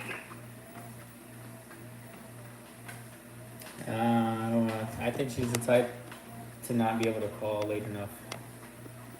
We're not gonna do that to her. Kevin, nah, I'm not about to deal with him right now. Not like that. We got Barry. I haven't spoken to Barry in a while. Let's see what's going on with Barry. No, not Waddington. Oh, let's hit up Timothy Alex too. We literally went in his. I went in his house, and it was a shit show. You guys will see it on Instagram. Crazy. I won't post about it next week. Crazy stuff. He has like somebody living in there. Someone broke in and started living in there. When I went there was no one home, but I found a bunch of like stuff and it smelled like human feces inside. Your call has been forwarded. Come on, pick up.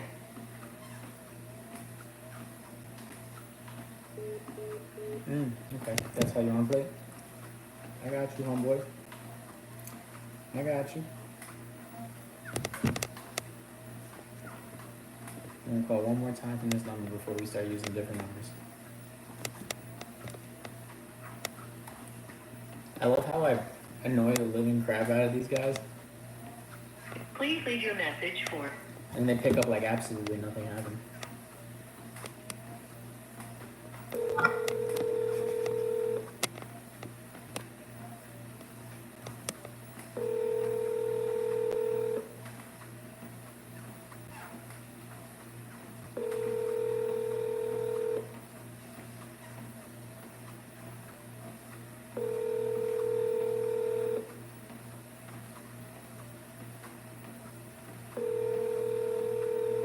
Your call has been forwarded to voicemail. The person you're trying to reach is not available. At the tone, please record your message. When you have finished recording, you may hang up. Okay, now we're just gonna text them. I don't know what the heck is going on with them.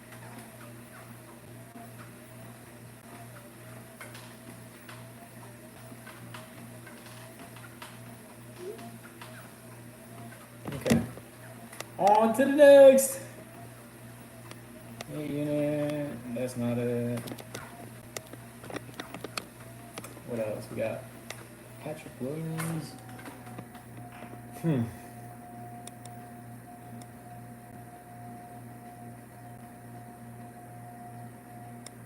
Okay, there's this one.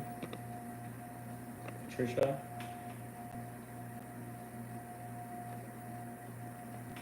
Oh, nice. Patricia. In Georgia.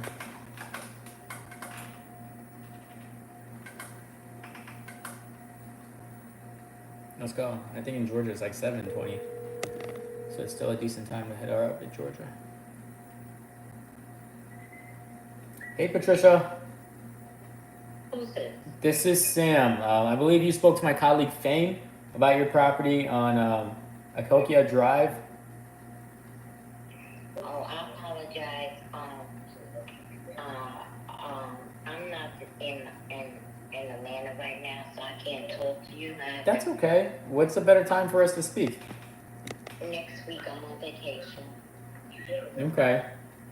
So when do you think approximately? Like after next week? Next week after the weekend, and next week like that Monday, Tuesday, June, like after the 8th. Okay. So Monday the 10th or 11th? Yes, thank you. Okay, maybe in the afternoon, or when are you usually free? I have to network with somebody else at this time, so I have your number. I can call you back. Okay. No, that sounds good. Perfect. You have a great rest of your day, and I'll speak to you soon. Okay, thank you. Thank you. Bye-bye. Bye-bye. Okay, so she says she wants to get called on the 10th or the 11th. We're gonna call her in half the time just to set up that appointment again, and find out exactly what time is gonna be the best suitable time frame for her.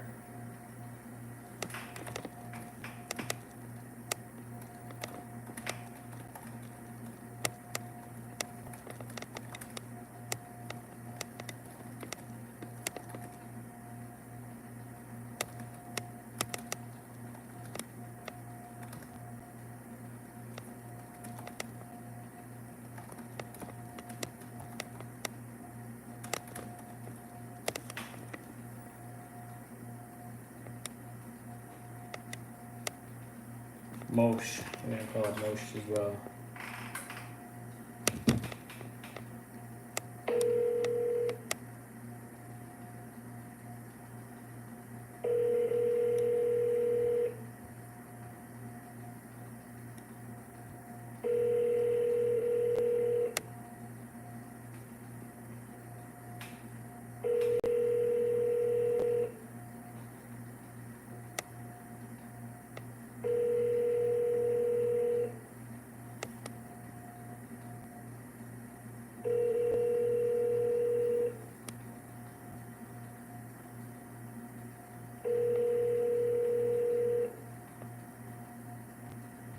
Hello, you reached the staff desk. Please leave a message. Thank you.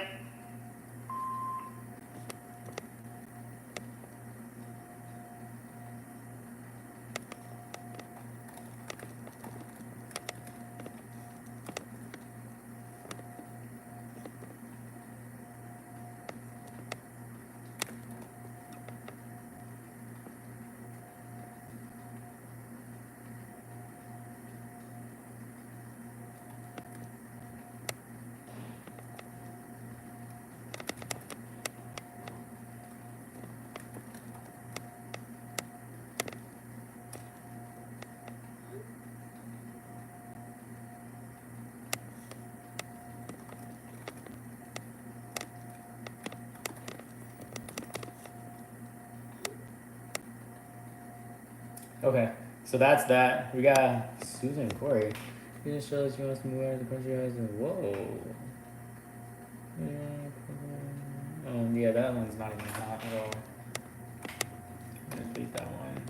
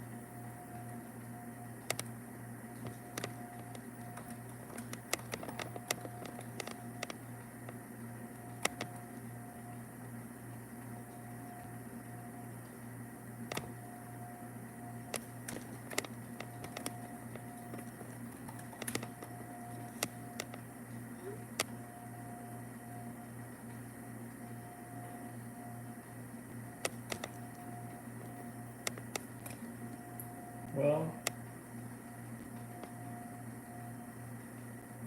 and what else we got? We just out here grinding. I don't even know who's out here watching still. Anyone out here? What kind of guitar do you have, bro? It's a Alvarez. I love how I had to look, but you're not even here anymore, probably.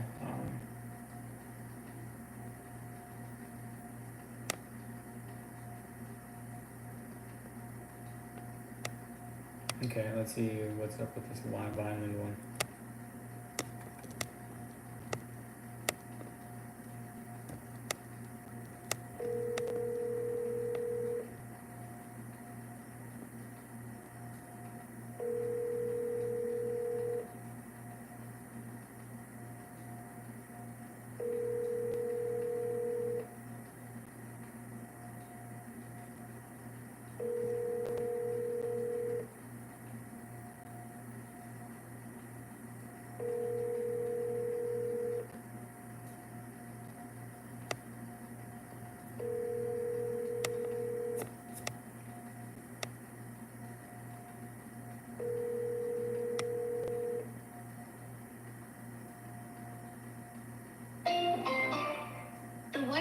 customer you are. All right. I'm gonna go eat some dinner. After one more phone call.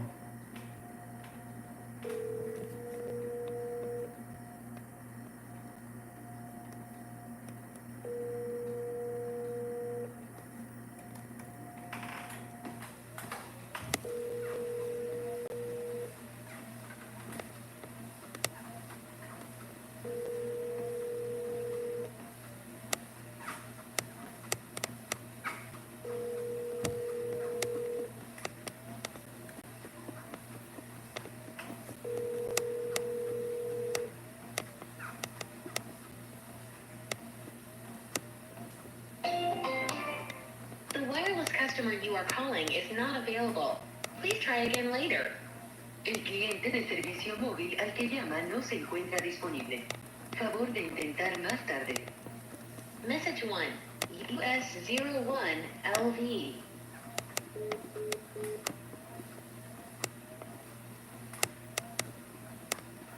Okay. That one's a no-go. Yeah, Brian, let's hit him up.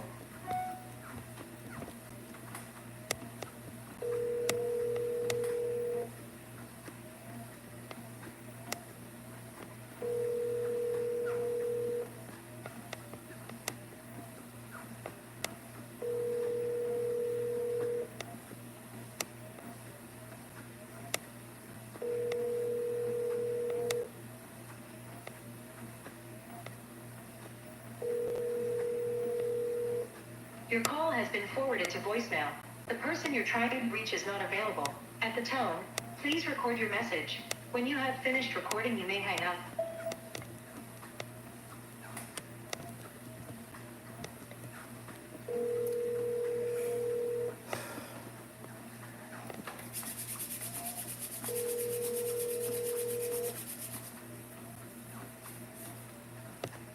The property situated. Literally signing contracts while I'm cold calling. Well, I'm not even cold calling. It's when they're hot leads, but they just won't pick up their phone for some odd reason. Your call has been forwarded to voicemail. The person you're trying. Okay, there's that.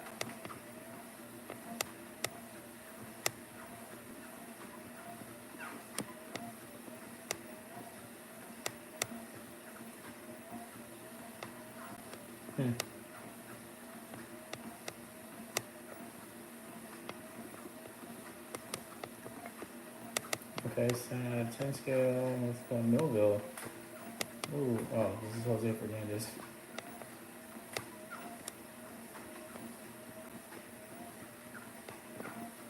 This is a red. That one's no go. Two of these. First one right. Duplex. This one respectful.